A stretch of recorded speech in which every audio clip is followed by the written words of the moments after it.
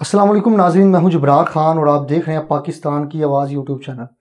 ناظرین، میرے ساتھ موجود ہے جہلمی، جن کو جہنمی بھی کہا جاتا ہے، انجینئر محمد علی مرزا صاحب۔ ان کے اوپر بہت سارے الزامات ہیں، بہت ساری باتیں ہیں، کہیں کبھی یہ بابوں کے خلاف بول رہے ہوتے ہیں، کبھی ان کو کہا جاتا ہے کہ صحابانوں پہ آ گئے ہو، اور یہ جملے استعمال کیے گئے بہت بڑے سٹیجز سے۔ اور میں ایک صحافی ہوں، میرا تعلق، میری اپنی سوچ ہے، ان کی اپنی سوچ ہے، ان کا اپنا سوچنے کا انداز ہے۔ بہت سارے پوائنٹس ایسے ہو سکتے ہیں جہاں پہ ہم میچ نہ ہوں، شاید سارے ہی ہوں، لیکن سٹارٹ میں تو میں سے کچھ چیزیں پوچھوں گا جو کہ بڑی تلخ بھی ہوں گی، اور امید ہے کہ دیکھنے والے بھی تحمل سے دیکھیں گے اور چیزوں کو اینڈ تک لازمی انجوائے کریں گے۔ السلام علیکم انجینئر بھائی۔ جی وعلیکم السلام ورحمۃ اللہ وبرکاتہ، ولا حول ولا قوۃ الا باللہ، اللہم صلی علی محمد وعلی آل محمد۔ جی ویلکم جی، آپ بالکل پوری دلیری کے ساتھ جو آپ کا دل کرتا ہے آپ پوچھیں۔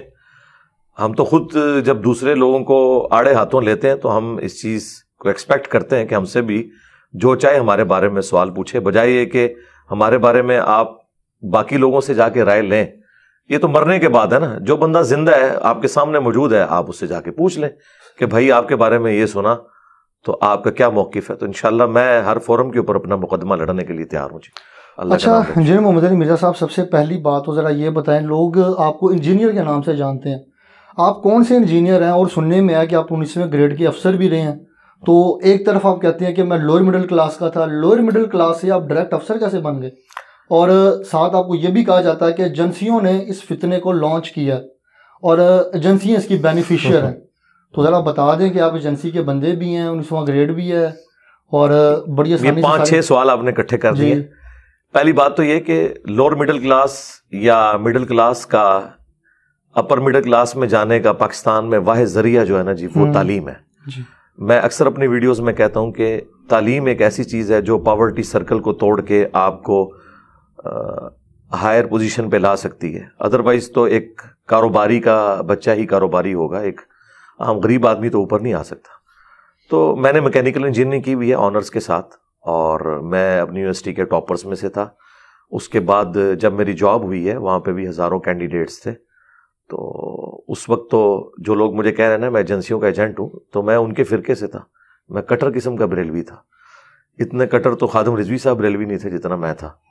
تو جب میری یہ جاب ہوئی ہے، اور میرا خیال ہے شاید اس پوزیشن میں ہوتا تو وہ جاب بھی نہ ہوتی، کیونکہ پھر تو کئی لوگ جو ہیں وہ میری فرقہ وارانہ اس چیز کو دیکھ رہے ہوتے ہیں۔ تو یہ تحقیق کا معاملہ تو پھر بہت بعد میں شروع ہے نا۔ میری جاب جو ہے وہ 2002 کے اندر فائنل میں نے جوائننگ دی تھی، 2001 میں میری سلیکشن ہوئی تھی۔ کون سے اسکیل پہ ہوئی تھی؟ اس وقت تو 17ویں اسکیل میں تھی۔ آفیسر پاکستان میں جتنے ہیں وہ 17 اسکیل میں جاتے ہیں، ڈاکٹرز ہوں یا انجینئرز، اور پھر ریگولرلی پروموشن ہوتے ہوئے میں 19 گریڈ تک پہنچا ہوں۔ 2014 میں 19th گریڈ میں چلا گیا تھا، اور آلموسٹ 15 سال سروس کی ہے۔ اس کے بعد میں نے ریٹائرمنٹ لے لی، اور ریٹائرمنٹ کوئی ایجنسیوں کا کوئی اس سے لینا دینا نہیں تھا، بس یہ دعوت کے حوالے سے مصروفیات ایسی تھی۔ اس وقت مجھے یہ ریٹائرمنٹ آفر کی گئی کہ آپ چونکہ ایک پبلک فگر بن چکے ہیں تو پیرلل میں آپ ایک ڈیفنس سینسٹیو آرگنائزیشن کے اندر ہیں، تو آپ بہتر ہے کہ ریٹائرمنٹ لے لیں۔ تو میں نے تو وہ کہنا نا کہ کبے نو لات پہ ہی تو کب نکل گیا، تو میرے لیے اپرچونٹی تھی، تو میں نے وہ آفیشیلی 15 سال کی سروس کے بعد آپ لے سکتے ہیں۔ لوگ تو جعلی طریقے سے لیتے ہیں، کوئی میڈیکل کیس بنا لیتا ہے، کوئی اور چکروں میں لے لیتا ہے۔ تو مجھے تو چونکہ انہیں آفر کی تھی، چونکہ میں ایک آپ سمجھ لیں ٹاپ لیول کے اوپر سرو کر چکا تھا، اور ڈاکٹر سمر مبارک مان اور ان کے بعد آنے والے جتنے سینئر ہمارے چیئرمین یا ڈی جیز وہ مجھے پرسنلی جانتے ہیں۔ میں یعنی وہاں پہ بریفنگ والا کام بھی کرتا تھا آرگنائزیشن لیول کے اوپر، اسپیکنگ پاور کی وجہ سے، تو مجھے سارے جانتے تھے، انہوں نے بڑی رسپیکٹ دی۔ آج بھی ان کے ساتھ اچھے تعلقات ہیں، اور اچھے طریقے سے سلسلہ اپنے آفس کے سارے کولیگز کے ساتھ جاری ہے۔ اس کا ایجنسیوں سے کوئی لینا دینا نہیں تھا، تو میں نے ریٹائرمنٹ لی ہے۔ اور اس کے بعد اگر وہ کہتا ہے میں ایجنسیوں کا بینیفیشری ہوں یا ایجنسیاں میری بینیفیشری ہیں، تو میرے بھائی میں تو اسٹیبلشمنٹ یا فوج کا جو کردار ہے ہماری پالیٹکس کے اندر یا مذہبی جماعتوں کے ساتھ، میں تو ہمیشہ اس کا مخالف رہا ہوں۔ اس وقت کا مخالف ہوں جب سے یہ لوگ ایجنسیوں کو پال رہے تھے، ایجنسی والے ان مذہبی جماعتوں کو پال رہے تھے، خواہ وہ حافظ سعید صاحب کی جماعت ہو، خواہ بعد میں ٹی ایل پی جس طریقے سے انہوں نے ان کو یوز کیا, ٹی ایل پی والوں کے اپنے مقاصد تو اچھے تھے جو وہ سمجھتے تھے, لیکن ظاہر ہے کہ وہ ایجنسیوں کو بھی اس اعتبار سے ایسی جماعت چاہیے تھی, تو دونوں کی جب چیزیں کمبائن ہوگی تو لیکن 2019 کے اندر علامہ خادم حسین رضوی صاحب نے جب ایجنسیوں نے ان کو روکا, پراپرلی کہا کہ ایک نو کا آپشن آیا کہ اب آپ نے نہیں نکلنا باہر, تو علامہ خادم حسین رضوی تو میدان میں آ گئے تھے, تو ایجنسیوں اسی وقت سائڈ پہ ہو جاتی ہیں. جی, اس لیے کہ خادم رضوی صاحب اپنی کاز کے ساتھ مخلص تھے نا. ہم تو یہ سمجھتے نہیں ہے کہ خادم رضوی صاحب نے ایجنسیوں کے لیے کام کیا ہے. میں نے پہلے ہی جملہ بولا ہے اور میں بارہا ویڈیوز میں بھی یہ بات ریکارڈ کروا چکا ہوں کہ خادم رضوی صاحب کے اخلاص میں ہمیں کوئی شک نہیں ہے. میں تو مطلب انہیں اس وقت سے جانتا ہوں جب میری ابھی داڑھی بھی نہیں نکلی تھی, یعنی 1994 میں جب میں ایف ایس سی میں تھا, تو ہمارے جہلم شہر میں میرے گھر کے پاس ہی مسجد ہے جہاں سے انہوں نے تعلیم بھی حاصل کی ہے, ان کا پیر خانہ بھی جہلم میں ہے. تو میں اس وقت خادم رضوی صاحب کو جانتا تھا جب ان کو سوائے علمی حلقوں کے وہ بھی ان کے جو اسٹوڈنٹس ہیں وہ جانتے تھے.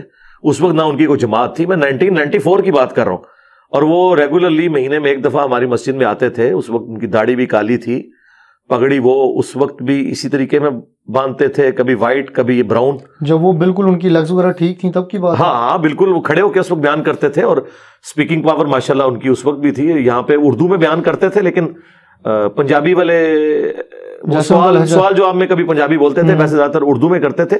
تو میں تو ان کو اس وقت سے جانتا ہوں, اس لیے ان کی وفات کے اوپر میں نے پوری ڈیٹیل ویڈیو ریکارڈ کرائی تھی. اس میں میں نے کہا تھا جنازہ پڑھنے کیوں نہیں آئے علامہ خادم حسین رضوی؟ ہاں, وہ میں آپ کو بعد میں بتاتا ہوں. میں نے ان کے لیے دعائے مغفرت کروا دی تھی, اور میرا خیال ہے سوائے میرے کسی بھی اور بندے نے جو دوسرے فرقے سے تعلق رکھتا ہو اور اسٹرانج قسم کا کوئی آپ سمجھ لیں اس فرقے کا گول کیپر ہو, کسی نے ان کے لیے دعائے مغفرت نہیں کی ہے. لیکن میں نے خود جنازہ کور کیا, وہاں پہ تو دیوبندیوں کی لائن لگی ہوئی تھی. جو میں نے اسٹرانج قسم کے کہا ہے نا, میں اس وقت مانوں گا جب الیاس گھومن صاحب جنازہ پڑھیں گے, میں اس وقت مانوں گا جب آ کے توصیف راشدی صاحب جنازہ پڑھیں گے. اس سے بڑھ کے جو دو بھائی ہیں لاہور کے, ابتسام علی ظہیر صاحب اور ہشام علی ظہیر, جو ان کے سپورٹر بھی رہے, انہوں نے دعائے مغفرت نہیں کی. میں نے تو ویڈیو میں کہا کہ ان کے لیے دعائے مغفرت کر دیں تو میں مان لوں گا, تو انہوں نے دعائے مغفرت پھر بھی نہیں کی. لیکن ٹی ایل پی کی آڈینس کے اندر جو ابتسام الہی اور جو ان کے بھائی ہیں, جب انہوں نے یہ دھرنا کیا ختم نبوت کے اوپر, تو انہوں نے تو ساتھ دیا ان کا. تو ختم نبوت کے جو وہ دھرنا تھا ان کا, میں نے کبھی یہ نہیں کہا کہ انہوں نے ذاتی کاز کے لیے ایسا کیا ہے. وہ جینولی یہ بلیو کرتے تھے کہ ختم نبوت کے حوالے سے جو گورنمنٹ نے یہ کیا ہے وہ غلط ہے. ایجنسیز نے اس موقع کو غنیمت جانا, کیونکہ ایجنسیز بھی اس وقت کی پولیٹیکل گورنمنٹ کو ویک کرنا چاہتی تھی. اب تو خیر عمران خان صاحب کے اترنے کے بعد تو اب سارے راز کھل چکے ہیں نا کہ کیا کچھ ہوا تھا. اچھا, تو میں نے اس وقت بھی ان کی وفات پہ بھی کہا تھا کہ انہوں نے ایجنسیوں کو خوش کرنے کے لیے نہیں کیا, اور پھر میں نے اس کے دلیل میں وہی بات کی تھی جو آپ مجھ سے کر رہے ہیں کہ اگر وہ ایجنسیوں کے اعلی کار ہوتے تو پھر عمران صاحب کی گورنمنٹ میں, عمران خان صاحب کی گورنمنٹ میں وہ ایجنسیوں کی بات مانتے, انہوں نے نہیں مانی.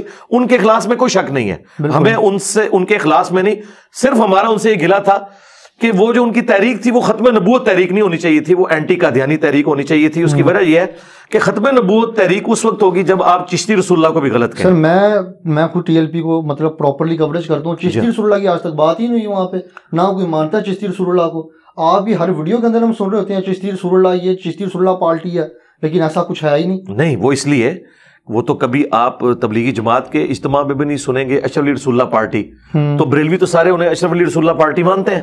کیوں مانتے ہیں؟ اور خود احمد بریلوی صاحب نے جو حسام الحرمین لکھی ہے اور ان پہ کفر کے فتوے لگائے ہیں, وہ انہی گستاخانہ عبارتوں کے اوپر لگائے ہیں, تو بریلوی تو مانتے ہیں نا, خود تو نہیں کوئی اپنے آپ کو کہے گا. تو کیا دیوبندیوں نے ماننا شروع کر دیا میں نے وہاں پہ کافی لوگوں سے پوچھا, بڑے علماء کا نام سے پوچھا, وہ کہتے ہیں ہم تو چشتی رسول اللہ کو ٹھیک سمجھتے ہیں. ہاں, ادھر بھی آ جائے نا, وہ ٹھیک سمجھتے نہیں ہیں. تو ان سے یہ پوچھیں کہ یہ مناظرے کیوں لڑتے رہے ہیں بریلویوں کے اور اہل حدیث کے جو مناظرے ہوئے ہیں, اس میں باقاعدہ بریلویوں نے چشتی رسول اللہ کو ڈیفینڈ کیا ہوا ہے. کس نے مناظرہ لڑا؟ مناظرہ لڑا تھا وہ نوری صاحب نے, وہ جو کہنا میں قلعہ ٹھوکاں گا, وہ جو گندا قسم کا مناظرہ یوٹیوب پہ مشہور ہے. دونوں طرف جو روڈ لینگویج یوز ہو رہی ہے, ایک طرف وابی بیٹھا ہوا ہے, ایک طرف بریلوی بیٹھا ہوا ہے, اس میں وہ مولوی بیٹھے ہوئے سارے بیچ میں, اور وہ چشتی رسول اللہ کو ڈیفینڈ کر رہے ہیں اور کہہ رہے ہیں وہ خاص حالت میں تھے. صحیح, ہاں, تو ڈیفینڈ کرتے ہیں اس کو. اور میں نے ان کو یہ کلیئر کٹ بتایا کہ اللہ کے بندو, تمہارے احمد بریلوی صاحب نے صبا سنابل جس کتاب کی تعریف کی ہے اس کے اندر چشتی رسول اللہ موجود ہے, اور فتاوی رضویہ میں اعلیٰ حضرت نے لکھا ہے کہ یہ کتاب رسول اللہ کی بارگاہ میں مقبول ہے. اس وقت سے تو ان کو پسو پڑ گئے ہیں. تو کوئی بندہ جڑا بڑھے نا اور کہ اعلیٰ حضرت نے غلط کیا ہے, ان کو نہیں پتا چلا. اور مجھے بتائیں, لاہور سے تحریک لبیک نکلی ہے, لاہور ہی سے چشتی رسول اللہ ان کے اپنے فرقے کے لوگ پرنٹ کر رہے ہیں. تو وہ جا کے ادھر کیوں نہیں دھرنا دیتے؟ اگر لبیک والے کہہ دیں کہ ہمارا چشتی رسول اللہ پارٹی سے کوئی تعلق نہیں ہے پھر ہاں وہ یہ کہیں کہ چشتی رسول اللہ، اس طرح نہیں، میں چونکہ اعلیٰ حضرت کا ماننے والا ہوں اس فیلڈ میں، تو میں اعلیٰ حضرت والی بات کروں گا. وہ یہ کہیں گے چشتی رسول اللہ پڑھانے والے، اس کے حق میں مناظرے کرنے والے، اس کو چھاپنے والے، ٹھیک ہے، اس کو بیچ کے کمائی کھانے والے، یہ سب کے سب جو ہے نا وہ کافر ہیں، ٹھیک ہے، اور ہم ان سب سے اعلان برات کرتے ہیں. یہ کریں تو میں اگلی مور جو ہے وہ کرین کے اوپر لگا دوں گا، تو اور ٹائم قیامت تک ہے وہ کبھی بھی نہیں کہیں گے. یہ جو الیکشن ہونے والے 2023 میں اس میں مور کس پہ لگا؟ میں کرین پہ لگا دوں گا نا، اگر وہ ان گستاخانہ عبارتوں سے اعلان برات کر دیں. اور لیکن اس طریقے سے کریں جو اعلیٰ حضرت نے سکھایا ہے. وہ اعلیٰ حضرت کہتے ہیں نا ان کے کفر میں شک کرنے والا بھی کافر. یہ کہ چشتی رسول اللہ چھاپنے والا، اسے پرنٹ کرنے والا، اس کو بیچنے والا، اس کے حق میں مناظرے کرنے والا، وہ بھی کافر، اور ان کے کفر میں شک کرنے والا بھی کافر. اب یہ نہ کہیں کہ کتابیں تبدیل ہو گئی ہیں، کتابیں تبدیل ہو گئی ہیں تو اب ان کا راگ لاپ رہے ہیں نا. تو تبدیل ہو گئی ہیں، نہیں کتابیں تبدیل ہو گئی ہیں تو پہلے مناظرہ کیوں کر رہے تھے؟ اس کا مطلب ہے کہ میں ان کا مجدد ہوں جس نے آ کے انہیں بتایا کہ کتابیں تبدیل ہو گئی ہیں. لیکن غلطی مان لی ہے نا، غلطی نہیں، غلطی انہوں نے یہ مانی نہیں ہے. غلطی تو تب مانے نا جب وہ کہ بزرگوں نے غلط کیا، اور ہم جو پہلے ڈیفینڈ کر رہے تھے ہمیں پتہ نہیں چلا، انجینئر صاحب نے آ کے بتایا. تو اس ایک بات کی وجہ سے آپ کہہ رہے ہیں کہ جو ٹی ایل پی ہے اس کو اینٹی قادیانی ہونا چاہیے یا نہ کہ ختم نبوت تحریک ہونا چاہیے؟ میں تو کہتا ہوں کہ کاش ٹی ایل پی ختم نبوت تحریک بنے، اینٹی قادیانی صرف نہ رہے. اینٹی قادیانی تو ہم بھی ہیں. ہم ختم نبوت پہ چاہے غلام احمد قادیانی دجال ڈاکہ مارے، چاہے اشرف رسول اللہ کلمے کو انڈورس کر کے ڈاکہ مارے، چاہے چشتی رسول اللہ کو انڈورس کر کے کوئی ڈاکہ مارے، خواہ کشف المحجوب کی وہ جو گستاخانہ عبارتیں ہیں صاحب اور سکر کی، یا بازی بستامی کا کہنا کہ میرا جھنڈا محمد کے جھنڈے سے بڑا ہوگا، اور تذکرۃ الاولیاء میں سبحانی ما اعظم شانی، جتنی گستاخانہ عبارتیں میں نے ہائی لائٹ کی ہیں یہ ساری کی ساری گستاخانہ عبارتوں کو گستاخانہ سمجھے. میں تو اعلیٰ حضرت کے نامکمل مشن کی تکمیل کر رہا ہوں. اعلیٰ حضرت نے تو گستاخیاں صرف دیوبندیوں کی پکڑی تھی. میں نے اسام الارمین میں جو اعلیٰ حضرت کے فتوے ہیں ان فتووں کو انڈورس کیا ہے ان گستاخانہ عبارتوں کے اوپر، لیکن وہ ادھوری باتیں ہیں جو ان کے بزرگوں نے کام ڈالا ہے نا، وہ اعلیٰ حضرت نے چھوڑ دیا تھا، وہ نامکمل مشن میں نے تکمیل کی ہے الحمدللہ. اچھا، یہ جو دیکھنے میں آ رہا ہے کہ آپ اپنی ایسے محسوس ہوتا ہے کہ آپ اپنی مرضی کی چیزیں نکالتے ہیں، مرضی کی چیزیں نکال کے عوام کے سامنے رکھ دیتے ہیں، اور پھر ساتھ کہہ رہے ہوتے ہیں جی آپ صلی اللہ علیہ وسلم نے بھی تبلیغ کی، اور آپ جو تبلیغ کا طریقہ کار اپنا رہے ہیں وہ تو ایسا لگ رہا ہے کہ فتنہ بازی کر رہے ہیں، جیسے دوسرے فرقوں نے کیا. اہل حدیثوں نے کیا کیا؟ انہوں نے اپنی مرضی کی چیزیں نکالی، ہر بندے نے اپنی مرضی کی چیزیں نکالی. پھر آپ نے کوئی نیا کام کیا کیا؟ آپ نے تو وہی کیا جو ساروں نے کیا. جی میں نے نیا کام یہ کیا ہے کہ جو اہل حدیث دیوبند بریلوی اور شیعہ نے اپنی اپنی مرضی کی چیزیں نکالی تھی نا، میں نے وہ ساری لے لی ہیں. یعنی اسی لیے آپ دیکھیں کہ میرے خلاف کلپ یہ بنتا ہے یہ چھپا ہوا رافضی ہے. اس کا مطلب یہ ہے کہ سنی مجھے سمجھتے ہیں کہ یہ ہم میں سے نہیں ہے، یہ رافضی ہے. شیعہ میرے بارے میں کہتے ہیں یہ ناصبی ہے. اس کا مطلب ہے کہ شیعہ سمجھتے ہیں کہ یہ سنیوں میں سے نکلا ہوا ہے. میرے علاوہ کون سا بندہ ہے جسے سارے فرقے والے اون بھی کرتے ہوں اور سارے فرقے والے مخالف بھی ہوں؟ ہم یہ کہتے ہیں کہ میرا ایک نظریہ بھی ایسا نہیں ہے جو اس پلانٹ ارتھ پہ مجھ سے پہلے عقیدے کی فارم میں ایگزسٹ نہ کرتا ہوں. مثلا میں اگر رفع الیدین کے اوپر زور دیتا ہوں نا، تو کیا اہل حدیث رفع الیدین پہ زور نہیں دیتے؟ اگر میں سیدنا علی کے حق میں بولتا ہوں اور بنو امیہ کی مخالفت کرتا ہوں تو مجھ سے بڑھ کر کیا شیعہ اس مخالفت نہیں کرتے؟ اگر میں حیات النبی کے حق میں بولتا ہوں تو کیا دیوبند اور بریلوی حیات النبی کو نہیں مانتے؟ میرا کوئی ایک نظریہ بھی ایسا نہیں جو میں نے آ کے لانچ کیا ہو. ہاں یہ درست تھا کہ میں نے بریلویوں کی جو باتیں حق میں دیکھی انہیں انڈورس کیا، چاہے مجھے اہل حدیث کی گالیاں کھانی پڑی. جو اہل حدیث کی باتیں درست تھی میں نے انہیں انڈورس کیا اور اڈاپٹ کیا، خواہ مجھے بریلویوں کی گالیاں کھانی پڑی. میں نے سنیوں کی باتیں لی، وہ والی جو کتاب و سنت کے مطابق درست تھی، میرے مطابق نہیں، کتاب و سنت کے مطابق. ہمیں تو افسوس ہے کہ ہمارے اوپر اگر کوئی رد بھی کرتا ہے نا تو گالی گلوچ کرتا ہے. ہمارا علمی رد کرے کہ میں نے جو چیز ہائی لائٹ کی ہے یہ ویسے لکھی ہوئی ہے یا نہیں لکھی ہوئی، اس کے اوپر بات کریں. یہ کیا کہنا ہے ایجنسیوں کا بندہ ہے اس طرح کی، تو آپ ادبی گالی جس کو مرضی دے دیں. وہ تو مجھے بتائیں، دیوبندی کہتے ہیں کہ احمد بریلوی جو ہے یہ انگریزوں کا ایجنٹ تھا. بریلوی کہتے ہیں کہ علماء دیوبند جو ہے پاکستان بنانے کے مخالف تھے، یہ بھی انگریزوں کے ایجنٹ تھے.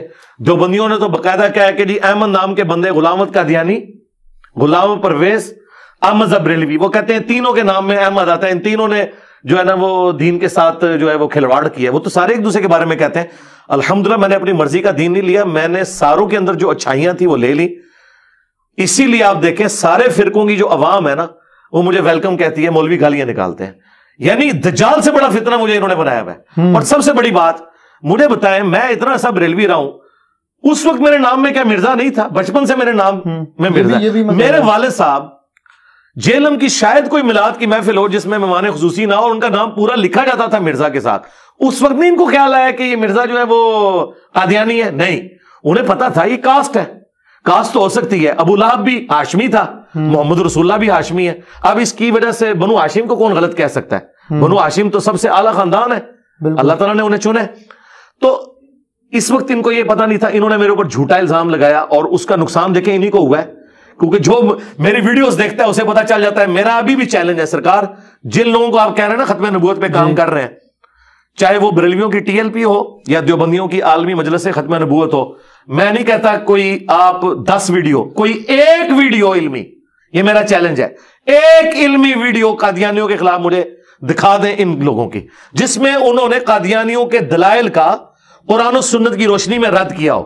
یہ کوئی رد نہیں ہے کہ وہ جی باتھ روم میں مر گیا, نہ رد کہ وہ یہ کہتا ہے بخاری میں یہ آیا, مسلم میں یہ آیا, وہ یہاں پہ دھوکہ دیتا ہے. سوائے میرے کسی کی ویڈیوز نہیں, سب سے زیادہ میری ویڈیوز ہیں قادیانیوں کے خلاف. یہی جو آپ نے کہا نا دھوکہ دیتا, آپ کو بھی عوام دیکھنے والی جو ہے, اور جتنے بھی آپ بریلویوں کو کہہ رہے ہیں, وہ یہ کہتے ہیں کہ آپ جو ہیں وہ آیتیں کوڈ کر کے, احادیث کوڈ کر کے لوگوں کو دھوکہ دے رہے ہیں. آپ کہتے ہیں آپ سامنے تو بیٹھتے نہیں ہیں, کمرے میں بیٹھ کے سارے. اب یہ 2 الگ بات ہے, 200-250 بندوں کے سامنے. اچھا ٹھیک ہے, 200-250 نہیں, لاکھوں بندوں کے سامنے, 200-250 کے سامنے تو وہ کہتے ہیں جی پھر کریں کوئی اپنا کوئی جلسہ کریں, کوئی دکھائیں اپنے 200. ہاں جی, میں نے اس کا حل دیا ہے بڑا اچھا, کہ مجھ سے پہلے آپ سارے فرقے ایگزسٹ کرتے ہیں نا, آپ آپس میں ایک پول میچ کھیلیں, اور آپ کا جو ونر ہونا اس کے ساتھ فائنل میرا کروا لیں.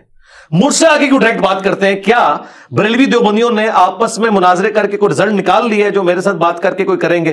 پھر بھی انہوں نے کہا نہیں, پھر بھی بیٹھے. تو میں نے تو ان کو دی ہوئی آفر, آپ کے پلیٹ فارم سے میں دوبارہ آفر دیتا ہوں کہ میں بیٹھنے کے لیے تیار ہوں, لیکن ایک میری لاجیکل شرط ہے, اس کو آپ فالو کر لیں. وہ یہ ہے, دیکھیں, جب بھی کسی فرقے کے لیڈر کی طرف سے کوئی دعویٰ آتا ہے نا, تو مخالفت میں بھی اس کا لیڈر ہی آتا ہے. یہ نہیں ہوتا کہ آسٹریلیا کی قومی ٹیم کا مقابلہ لاہور کی ٹیم کے ساتھ ہو. یہ میرے بارے میں کہتے ہیں اس نے علمی کتابی فرقہ لانچ کیا ہے, ٹھیک ہے, for the sake of argument میں ایگری کر گیا, تو اس فرقے کا ہیڈ پھر میں ہوا بقول ان کے. تو بریلویوں کے ہیڈ اس وقت مفتی منیب الرحمان صاحب ہیں, جنہوں نے ٹی ایل پی کے اور فوج کے مذاکرات بھی کرائے. اس وقت انہوں نے ثابت کر دیا کہ سب سے بڑا میں ہوں. جب بھی بریلویوں پہ بڑا برا وقت آتا ہے تو ہمارے مفتی منیر صاحب سامنے آتے ہیں, تو مفتی منیر صاحب کو لے آئیں, لائیو کیمرے کے سامنے بیٹھ کے میرے سے سوال جواب کر لیں قرآن و سنت کی روشنی میں. دیوبند کے لیے سب سے بڑے عالم دین مفتی تقی عثمانی صاحب ہیں, میں تیار ہوں ان کے لیے, آئیں بیٹھے, میں تیار ہوں. جس وقت آپ کہیں میں لائیو بیٹھنے کے لیے تیار ہوں. یہاں نہیں آنا چاہتے نہ آئے, میں جناب ان کو کرسی میں بٹھاؤں گا, قدموں میں بیٹھوں گا. اگر سامنے نہیں بیٹھنا چاہتے لائیو بیٹھ جائیں. ان کے علاوہ چھوٹے موٹے سے بات اس لیے نہیں ہوگی کہ چھوٹے تو لاکھوں میں ہیں. میں ایک سے بات کروں گا, پھر کہیں گے نہیں یار نو تے اتنا پتہ ہی نہیں سی, ساڈے وڈے تے اونے, میں اودے نال گل کراں گا, نہیں اینو نہیں پتہ, منو تے عمرے نو بھی مل جائے, تواڈے مولوی نہیں مک رہے, میں تے کلاواں. تے بہتر یہ ہے کہ جدوں صحابہ کرام پہ برا وقت آیا تھا, بخاری مسلم میں آتا ہے, تو حضرت ابو سفیان بن حارث حضور کے جو چچا زاد تھے, انہوں نے حضور کے خچر کی مہار تھامی, اور صرف 80 بندے حضور کے ساتھ تھے. 12,000 کا لشکر چھوڑ گیا, قبیلہ حوازن کے تیروں کا مقابلہ نہیں کر سکے. نبی الاسلام آگے بڑھے اور آپ نے کہا انا النبی لا کذب, اب انا ابن عبد المطلب, میں نبی, اس میں کوئی جھوٹی بات نہیں, میں عبد المطلب کا بیٹا ہوں. لیڈر کا کام ہے فرنٹ سے لیڈ کرے.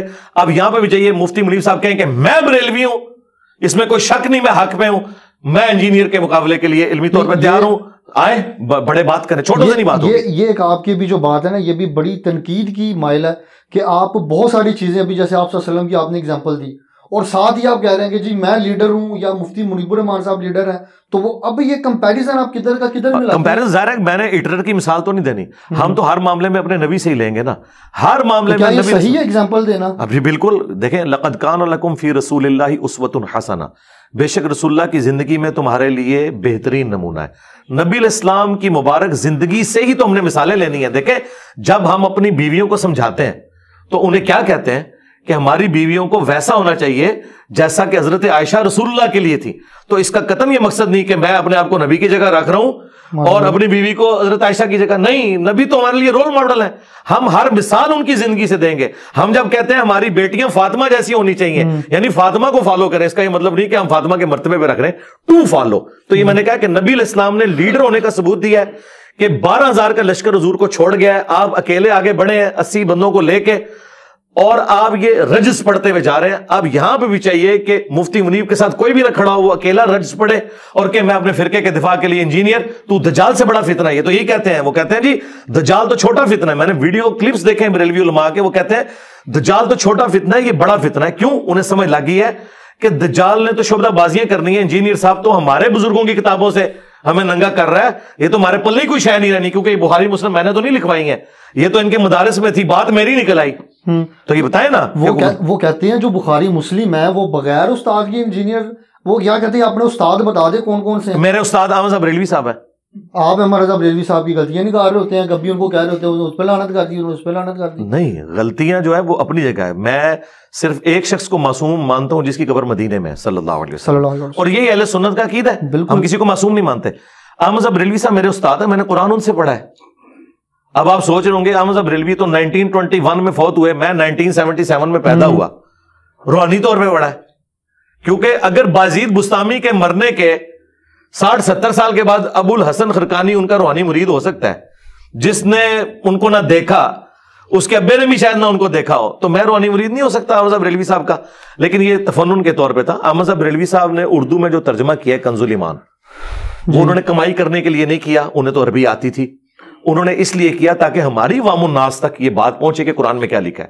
تو احمد صاحب بریلوی سے بہتر ترجمہ نہ خادم رضوی صاحب کر سکتے ہیں, نہ ڈاکٹر تعلق قادری کر سکتے ہیں, نہ کوئی عالم دین اور بریلویوں کا کر سکتا ہے. احمد صاحب بریلوی سے بہتر ترجمہ کوئی نہیں نہ کر سکتا. میں نے ان کا ترجمہ پڑھا گویا کہ میں نے احمد صاحب بریلوی سے ڈائریکٹ قرآن پڑھا. تو آپ کس طرح کہہ رہے ہیں کہ میں نے بغیر استاد کے پڑھا ہے؟ بخاری مسلم کے تراجم اگر میں پیش کرتا ہوں, میں نے غلام رسول سعیدی صاحب کی صحیح مسلم جو 6 جلدوں میں چھپی ہوئی ہے, 7 جلدوں کے اندر, وہ پڑھی ہے. اور غلام رسول جو رضوی صاحب تھے 13 جلدوں میں بخاری لکھی ہے, میں نے وہ پڑھی ہے. میں نے استادوں سے ہی پڑھا ہے, کیونکہ استادوں کو عربی آتی تھی, انہوں نے اردو میں جو شروحات لکھی ہیں وہ میرے لیے لکھی ہیں. تو ہمارا سٹیٹس وہی ہے جو صحابہ کرام بغیر پڑھے لکھے حضور کی عربی بات سن کے سمجھ لیتے تھے کہ یہ کیا بات ہے, حالانکہ لکھنا پڑھنا نہیں جانتے تھے. احمد صاحب بریلوی صاحب کا اردو ترجمہ سن کے آپ اور میں ڈائریکٹ سمجھ سکتے ہیں کہ اعلیٰ حضرت نے جو قرآن کا ترجمہ کیا, قرآن میں یہ لکھا ہوا ہے. کیا ایاک نعبد و ایاک نستعین کا ترجمہ احمد صاحب بریلوی نے یہ کیا, یا شیخ عبد القادر جیلانی المدد انہوں نے ترجمہ کیا ہے, اے اللہ ہم تیری ہی عبادت کریں اور تجھی سے مدد چاہیں.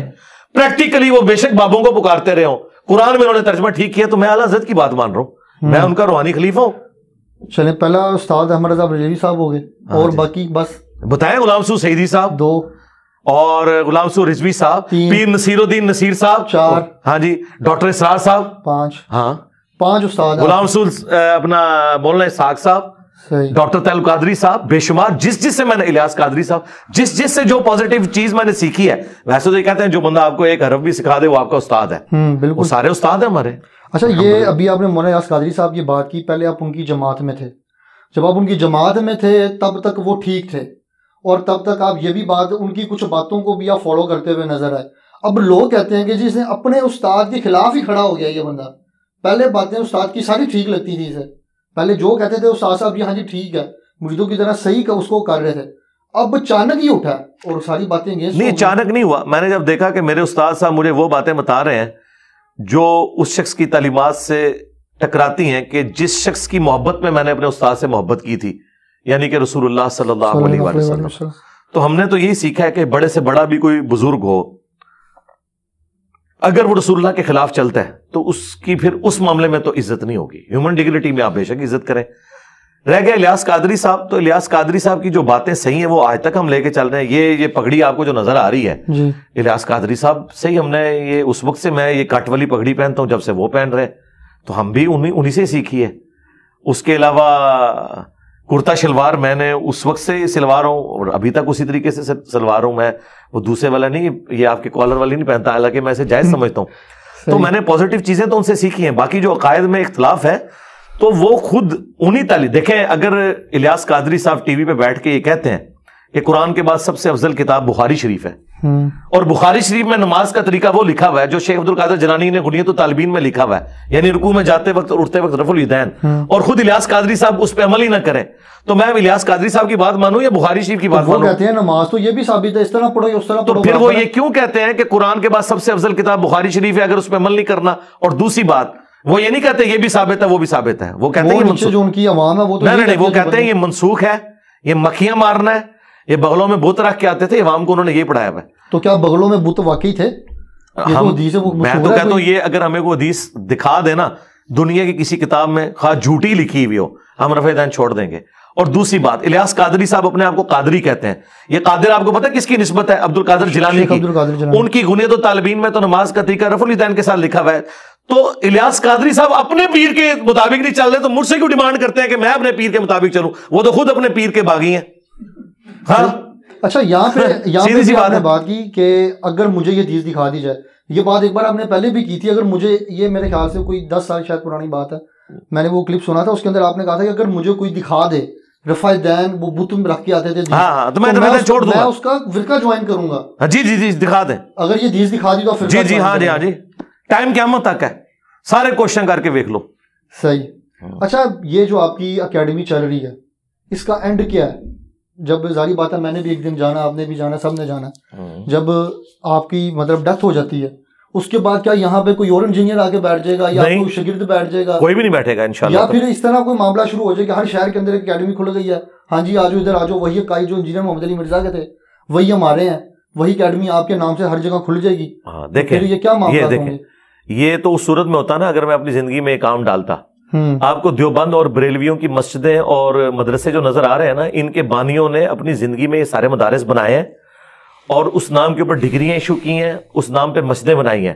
تو میں نے ابھی 14 سال، آلموسٹ 15واں سال شروع ہو چکا ہے، نہ کوئی مسجد بنائی، نہ کوئی چندہ بک بنائی، انہی کے پیچھے نمازیں پڑھتا ہوں، انہی کو چندے دیتا ہوں، کوئی فرقہ لانچ نہیں کیا، کوئی اکیڈمی نہیں بنائی جس میں آگے لوگ تعلیم حاصل کریں۔ یہ اکیڈمی تو اس کا نام ہے، یہاں پہ اسٹوڈیو ریکارڈنگ ہوتی ہے اور لوگ آ کے مجھ سے ملاقات کرتے ہیں، اور اس کے بعد یہ اتوار والے دن ہی بند ہو جاتی ہے، پھر اگلی اتوار کو کھلتی ہے۔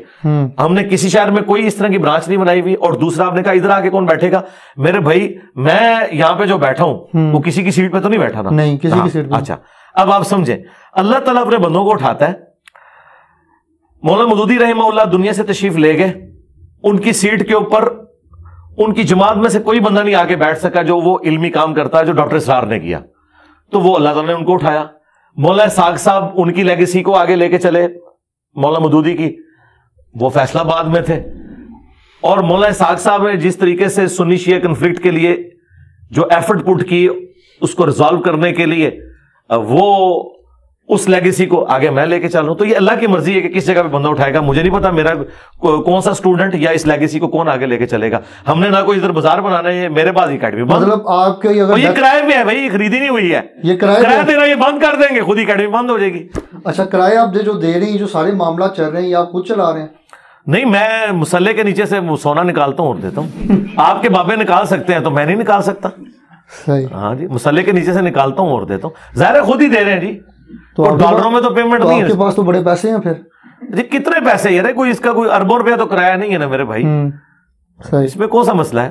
اچھا، یہاں پہ ایک سوال اور جو بابوں پہ بات ہو رہی ہے، آپ کبھی ثاقب رضا مصطفی صاحب کا کلپ لگا دیتے ہیں اور کہتے ہیں جی دیکھیں یہ کیا کر رہے ہیں، اور کبھی آپ لگا دیتے ہیں وہ اپنے مصباحی صاحب کا لگا دیتے ہیں، کبھی آپ مفتی جمال الدین بغدادی کا لگا دیتے ہیں، ان کی تصویریں ساتھ لگاتے ہیں اور کہتے ہیں جی میرے ساتھ وہ بات کرے جس کی ویورشپ بڑی زیادہ ہے۔ آپ فیس بک کے اوپر جو دعوت اسلامی کے سب کے ملینز میں فالوورز ہیں، فیس بک کے اوپر بہت سارے ایسے علماء جن کے ملینز میں فالوورز ہیں، یوٹیوب کے اوپر ان کے ذرا کم ہے، تو آپ کہتے ہیں میرے ساتھ وہ بندہ بات کرے جس کے ملینز میں فالوورز ہیں۔ وہ میں نے آپ کو شروع میں کہہ دیا نا کہ جو بڑا ہے نا وہ آئے، کیونکہ ختم نہیں ہوں گے نا۔ یعنی اگر میں چھوٹوں کے ساتھ بیٹھتا ہوں وہ کہیں گے یہ تو عالم ہی نہیں ہے۔ مفتی حنیف قریشی صاحب کو کیا جلالی صاحب عالم مانتے ہیں؟ وہ تو دونوں ایک دوسرے کو ناسبی اور رافضی کہتے ہیں، تو کیسے بیٹھ سکتے ہیں؟ ایک بندہ جس پہ سارے متفق ہے نا وہ مفتی منیب الرحمان ہے، اور وہ سب سے بڑا ہے، وہ میں نے آپ کو پہلے جواب دے دیا۔ اب یہ جو آپ نے کہا نا میں کلپ لگاتا ہوں، کلپ میں اس لیے لگاتا ہوں ساتھ کہ آپ کو بتاؤں کہ دیکھیں، ایک طرف تو ہمیں نبی علیہ السلام کی تعلیمات بخاری مسلم میں اما عائشہ روایت کر رہی ہیں کہ نبی علیہ السلام نے کبھی کسی غیر محرم عورت کو بیعت کے لیے ہاتھ نہیں لگایا.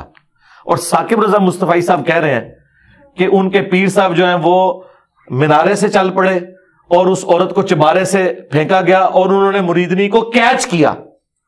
اب جب وہ غیر محرم عورتوں کو آگے پیر کیچ کر رہا ہے تو میں یہ بتاؤں گا نا کہ یار یہ دیکھو یہ کس بزرگ کے ماننے والے ہیں. اسی طریقے سے جب آپ یہ بتاتے ہیں کہ شیخ عبد القادر جیلانی نے، الیاس قادری صاحب نے لکھا ہے کہ انہوں نے نگاہ مار کے اپنا مرید جلا دیا کیونکہ لوٹے کی ٹوٹی قبلہ رخ نہیں تھی، تو میں نے آپ کو بخاری مسلم سے بتانا ہے کہ انس ابن مالک کہتے ہیں میں نے 10 سال حضور کو وضو کروایا، آپ نے کبھی مجھے ڈانٹا بھی نہیں ہے. آپ کے پیر آپ کا دعویٰ ہے کہ رسول اللہ کے طریقے پہ ہیں، وہ تو مرید جلا دیتے ہیں. اس مرید نے تو پوری زندگی آپ کی مریدنی اس لیے بنایا تھا، وہ مریدگی کی تھی کہ اس کا خاتمہ ایمان پہ ہو، خاتمہ پیر کے ہاتھوں ہی ہو گیا. اور کہتے ہیں نہیں پھر انہیں لوٹے کی طرف دیکھا، لوٹا بھی سیدھا ہو گیا. پہلے ہی لوٹا سیدھا ہو تو اڈا پیر ہے زمانے جو ہوتا میں 302 کٹانی سی ہوتے کہ انہیں بندہ مارے بغیر کسی وجہ سے. یہ کوئی وجہ ہے کہ آپ بندہ مار دیں؟ تو جب آپ یہ کام کرتے ہیں تو ہم تو بتائیں گے نا یار یہ دین کون سا پیش کر رہے ہیں. اور پھر وہ آپ کے وہ جو پیر مصباحی صاحب، پیر مفتی جمال الدین بغدادی، ان کو تو چھوڑ دیں، ان کو تو عالم بھی نہیں یہ لوگ مانتے ہیں. مصباحی صاحب وہ کہتے ہیں میں اپنے رب سے توفیق مانگ رہا ہوں کہ انشاءاللہ میں نے اس کا رد ضرور کرنا ہے. میں ان کو 3 سال سے کہہ رہا ہوں کہ چلیں یار آپ ذرا درویش آدمی ہیں، آپ کی مجھے گفتگو کا انداز بڑا پسند ہے، اگرچہ آپ نے مجھے گالیاں بھی دی ہیں، تو چلیں آپ آ جائیں. توفیق جیل میں انہوں نے کل بھی آنا ہے جلسے میں، 3-4 بار جلسے میں آ چکے ہیں، میرا ذکر تک نہیں کرتے ہیں. میں تو کہتا ہوں ذکر کریں اور میری باتوں کا جواب دیں. انہوں نے کہا کہ تو بھی بتا کیمرے کے سامنے بازید کیا ہے. میں بھی بتاؤں گا. تو میں نے تو بتا دیا ہے کہ بازید کہتا تھا کہ میرا جھنڈا رسول اللہ سے بڑا ہوگا. اب یہ بتائیں کہ بازید کی کون سی خوبی انہیں نظر آئی ہے، اور یہ انہوں نے خود چھاپی ہوئی ہے ان کے بزرگوں نے. تو ہم ان کی کتابوں سے انہیں جو ہے وہ بتا رہے ہیں ان کی پکچر. پیر اجمل قادری صاحب نے ویڈیو میں کہا کہ ابو الحسن خرقانی کا کرتا جو ہے محمود غزنوی نے پیش کیا، سومنات میں فتح ہو گئی. میں نے بتایا کہ رسول اللہ کا کرتا صحابہ کے پاس تھا، جنگ قاسیہ میں 8,500 صحابہ شہید ہوئے ہیں، اس کی وجہ وہ نبی کا کرتا لے جاتے اور وہ کرتا شفا بھی دیتا ہے. مسلم شریف میں حدیث ہے کہ ام اسما بنت ابی بکر نے وہ کرتا نکالا اور کہا کہ ہم اس کا دھون مریضوں کو شفا کے لیے پلاتے ہیں. تو نبی کا کرتا دیکھ کے، اور نبی نے جب خود پہنا ہوا تھا صلی اللہ علیہ وسلم، ابو جہل نے تو کلمہ نہیں پڑھا، ابو الحسن خرقانی کا کرتا اتنا بڑا ہو گیا جی وہ قیامت تک ہند کی سرزمین میں کوئی کافر ہی نہیں رہے گا. کہانیاں جھوٹ. تو یہ ہم اس کو ایکسپوز کریں. اور مفتی جمال الدین بغدادی کی ایک ویڈیو آن لائن پڑی ہوئی ہے جس کے اندر انہوں نے کلیئر کہا کہ میں نے داتا گنج بخش شری جویری کو کھلی آنکھوں سے دیکھا، اور انہوں نے کہا کہ میں نے آپ صلی اللہ علیہ وسلم کی بھی زیارت کی. انہوں نے چیلنج کیا ہوا ہے کہ مینار پاکستان آ جاؤ اپنے بندے لے کے، میں آپ کو کھلی آنکھوں سے آپ صلی اللہ علیہ وسلم کی زیارت کرواؤں گا. تو پھر چیلنج قبول کرتے ہیں، چلیں مینار پاکستان. مجھے تو چیلنج قبول کرنے کی ضرورت نہیں ہے. جن کو نبی الاسلام کی زیارت کی تڑپ ہے یقیناً مجھ سے زیادہ بریلویوں کے نا، تو بریلوی جا کے دیدار کر رہے ہیں، پھر مجھے بتائیں میں بھی آ جاؤں گا. لاہور میں میرا خیال ہے کروڑوں بندہ تو لاہور میں جمع ہو جائے گا نا، تو آپ بھی ادھر سے ہی ہیں نا. بالکل. تو آپ اس سے بڑی اپرچونٹی کیا ہے؟ وہ سر گیا پھر میرے لیے صرف، آپ کو نبی الاسلام سے کوئی محبت نہیں ہے، آپ جا کے زیارت کریں جو کہتے ہیں. لیکن آپ رد تو میں تو کہتا ہوں کہ یہ بندہ مجھے نماز تجوید کے ساتھ سنا دے. مفتی جمال الدین بغدادی جی تجوید کے ساتھ، جو تجوید ہے اس کے ساتھ یہ مجھے نماز سنا دے نا، تو میں اسے عالم دین ماننے کے لیے تیار ہو جاؤں گا. میرے تو خیال میں اس کے تو اپنے علماء کہتے ہیں کہ ان کے پاس عالم دین کی ڈگری کوئی نہیں ہے. تو وہ تو کہتے ہیں ہے. ان کا حال یہ ہے کہ انہوں نے میرے خلاف ویڈیو ریکارڈ کرائی ہے اور انہوں نے کہا کہ جی ہوں مرزا جیل میں بولے گا اور کتے سے دماغی پونکڑے تو سوا کچھ ہے ہی نہیں ہے. اور اس کے آگے وہ کہتے ہیں کہ تم انہوں جواب دے کہ بخاری سے حدیث کیوں لکھی ہے کہ نبی الاسلام نے امامت کی، تو وہ جھوٹ نکلا ہے، وہ بخاری میں ہے ہی نہیں حدیث، وہ مسلم شریف میں ہے. اتنا بڑا ان سے غلطی ہے. حدیث تو ہے نا. نہیں حدیث ہے تو ہم مانتے ہیں نا. جی تو بتائیں. نہیں اس میں جب وہ ساری امامت کرتے میرے بھائی، ہاں تو نبی الاسلام نے امامت کروائی نا، یہ تو نبی الاسلام کا معجزہ ہے. جو نہیں مانتا وہ گمراہ ہے. ہم تو مانتے ہیں بالکل. تو پھر وہاں پہ جو سارے نبی آگے تھے 1,00,000، ہاں تو بالکل ٹھیک ہے. تو وہاں پہ بیت المقدس، ہاں لیکن وہاں آئے ہیں نا. اب آپ کے داتا دربار اکٹھے ہو گئے ہیں تو ہم کہیں گے کہ داتا دربار سے پہلے وہ حضرت ابوبکر صدیق کے گھر کیوں نہیں اکٹھے ہوئے، حضرت عمر کے گھر کیوں نہیں اکٹھے ہوئے؟ تو بابے بہت بڑے نے. یہ بات ہے نا. سیدہ فاطمہ سلام اللہ علیہا سے بڑھ کر کون ہے؟ مجھے کوئی ضعیف حدیث بتا دے. آپ نے کہا نا کہ یہ بغدادی صاحب کوئی ضعیف جھوٹی حدیث ہی دکھا دیں کہ حضرت عائشہ یا حضرت فاطمہ نے کبھی قبر رسول پہ حضور کو جا کے دیکھا ہو لائیو. وہ تو روتے روتے دنیا سے چلے گئے کہ اپنے باپ کا چہرہ نہیں دیکھ سکوں گی. یہ لوگ کہاں سے کہتے ہیں ہم لائیو دیکھتے ہیں؟ ان سے بڑھ کے کوئی حقدار ہے؟ کبھی مولا علی نے دعویٰ کیا ہو کہ میں نے نبی اسلام کو لائیو دیکھا ہے؟ خواب میں دیدار ممکن ہے، لائیو نہیں ہے. نہیں لائیو نہیں، لائیو تو زندگی مبارک میں تھا. وہ تو بتاتے ہیں، وہ وظیفہ بھی بتاتے ہیں، یہ وظیفہ کریں آپ کو دیدار ہو. تو آپ کر لینا میرے بھائی. اچھا بہرحال یہاں پہ ایک بات اور بڑی امپورٹنٹ ہے کہ کچھ عرصہ پہلے راؤنڈ اباؤٹ کوئی 10-12 سال پہلے آپ کی کلپ کے اندر آپ کہتے ہیں جی حضرت جو امیر معاویہ رضی اللہ تعالیٰ عنہ، آپ ان کے بارے میں کہتے ہیں جی وہ ہمارے ماموں ہیں اور ان کے بارے میں زبان بند رکھنی چاہیے. پھر ریسنٹلی آپ ایک لائیو کر رہے ہوتے ہیں اور لائیو کے دوران آپ کہتے ہیں جی وہ میں میرے ذہن میں تھا لیکن میں بول نہیں سکتا تھا اور تاکہ کوئی مسئلہ نہ بن جائے، ایسا نہ ہو جائے. پھر ریسنٹلی آپ نے ایک اور کلپ بھی کچھ دن ہوئے آپ نے لانچ کیا ہے اور آپ نے دوسروں کو کہتے ہیں ماموں پارٹی. تو پہلے آپ جو خود ماموں پارٹی کے ممبر تھے تو تب آپ ٹھیک کہہ رہے تھے، اب آپ نہیں. تو میں نے تو اپنی غلطی مان لی ہے نا جی، اور اس میں نے یہ بتایا کہ مجھے اس ایشو کی سینسٹیوٹی اور اس کی ڈیٹیلز پتہ ہی نہیں تھی. ظاہر ہے میں ایک سنی خاندان میں پیدا ہوں تو مجھے تو وہی کہانی کروائی جانی ہے نا جو باقیوں کو کرائی گئی ہے کہ یزید کو اوپر سے ٹپک کے آ کے بیٹھ گیا. مجھے بعد میں جب پتا چلا کہ یار یہ تو کام پیچھے سے ڈلا ہوا ہے تو میں نے اسے ایکسیپٹ کر لیا. یہ تو میرا ایک پلس پوائنٹ ہے. اب بھی اگر مجھے کوئی غلط چیز نظر آئے گی اپنے اندر تو میں رجوع کروں گا. میں نے تو کئی باتوں میں رجوع کیا ہے کہ یار یہ بات اس طرح نہیں تھی، اس طرح. آپ یہ بات کریں کہ جو اب میں بات کر رہا ہوں یہ لکھی نہیں ہوئی کہیں پہ.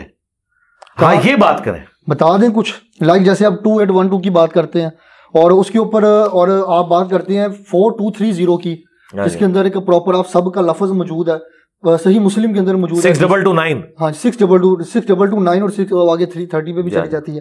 تو اب یہاں پہ جو ہیں عرفان شاہ مشہدی صاحب وہ اس حدیث کو ایکسپلین کرتے ہیں اور کہتے ہیں جی یہاں پہ جو سب کا مطلب ہے یہ کچھ اور ہے، کچھ اور سینس ہے. آپ باتیں ادھر کی حدیث اٹھا کے کبھی آپ دوسری کتابوں سے اٹھا کے اسے میچ کرنے کی ضرورت نہیں میرے بھائی. صحیح مسلم 6229 حدیث کھول لیں، اس میں سب کا ترجمہ خود ہوا ہوا ہے. امام مسلم نے نقل کیا، وہ کہتے تھے لعن اللہ ابو تراب، ابو تراب علی ابن ابی طالب پر لعنت. جب لعنت کا لفظ موجود ہے تو کس نے دی تھی لعنت؟ بنو مروان نے، بنو امیہ نے. تو بنو مروان ذمہ دار ہوا نا، تو یہاں پہ حضرت معاویہ نہیں، وہ حضرت معاویہ والی علیحدہ سے حدیثیں ہیں. بات یہ کہ پہلے تو یہ مقدمہ مانے نا جو انہوں نے پبلک کو جھوٹ کیا ہوا تھا مشہور کہ بنو امیہ کے دور میں حضرت علی پہ لعنت نہیں ہوتی تھی. یہ سب کا مطلب جو ہے تنقید ہے، لعنت نہیں ہے. تو ہم نے نہیں، تو میں نے لعنت کا لفظ بتا دیا نا. پہلے تو یہ معافی مانگے نا کہ انہوں نے صدیوں سے جھوٹ بولا ہے. امام مسلم لکھ کے گئے تھے. اگلی بات بھی ہم کریں گے. میں نے 10 حدیثیں مسلم شریف سے، بخاری شریف سے، ابو داؤد سے، سنن نسائی الکبریٰ سے، المستدرک الحاکم سے نقل کی ہیں کہ حضرت معاویہ کے دور میں بھی یہ سب و شتم ہوتا تھا، ان کی موجودگی میں بھی ہوا ہے. اب تو یہ مان گئے، یہ کہتے ہیں مغیرہ ابن شعبہ رضی اللہ تعالیٰ عنہ نے کیا ہے لیکن حضرت معاویہ نے نہیں کیا، ان کے سامنے ہوا ہے. ہم کہتے ہیں روکا کیوں نہیں؟ یہ پورے کا پورا سسٹم یہ سب کو پتا ہے اور اہل سنت تو نقل کرتے آئے ہیں. یہ جلال الدین سیوطی کو اتنا کوٹ کرتے ہیں، اس نے خود تاریخ الخلفاء میں یہ بات لکھی ہے کہ یہ سب کچھ ہوتا تھا، عمر بن عبدالعزیز نے ختم کروایا. یہ سب کا ترجمہ، یہ جو کہتے ہیں ہم تنقید کرتے ہیں، ہم تو اس سے آگے جا چکے ہیں. سب کو چھوڑ دیں، لعن اللہ ابو تراب موجود ہے، ابو تراب پر لعنت نعوذ باللہ. تو سب کا ترجمہ میں ہلکا کرتا رہوں. گالی میں اس میں بھی رجوع کرتا ہوں. گالیاں نہیں دیتے تھے، لعنتیں بھیجتے تھے.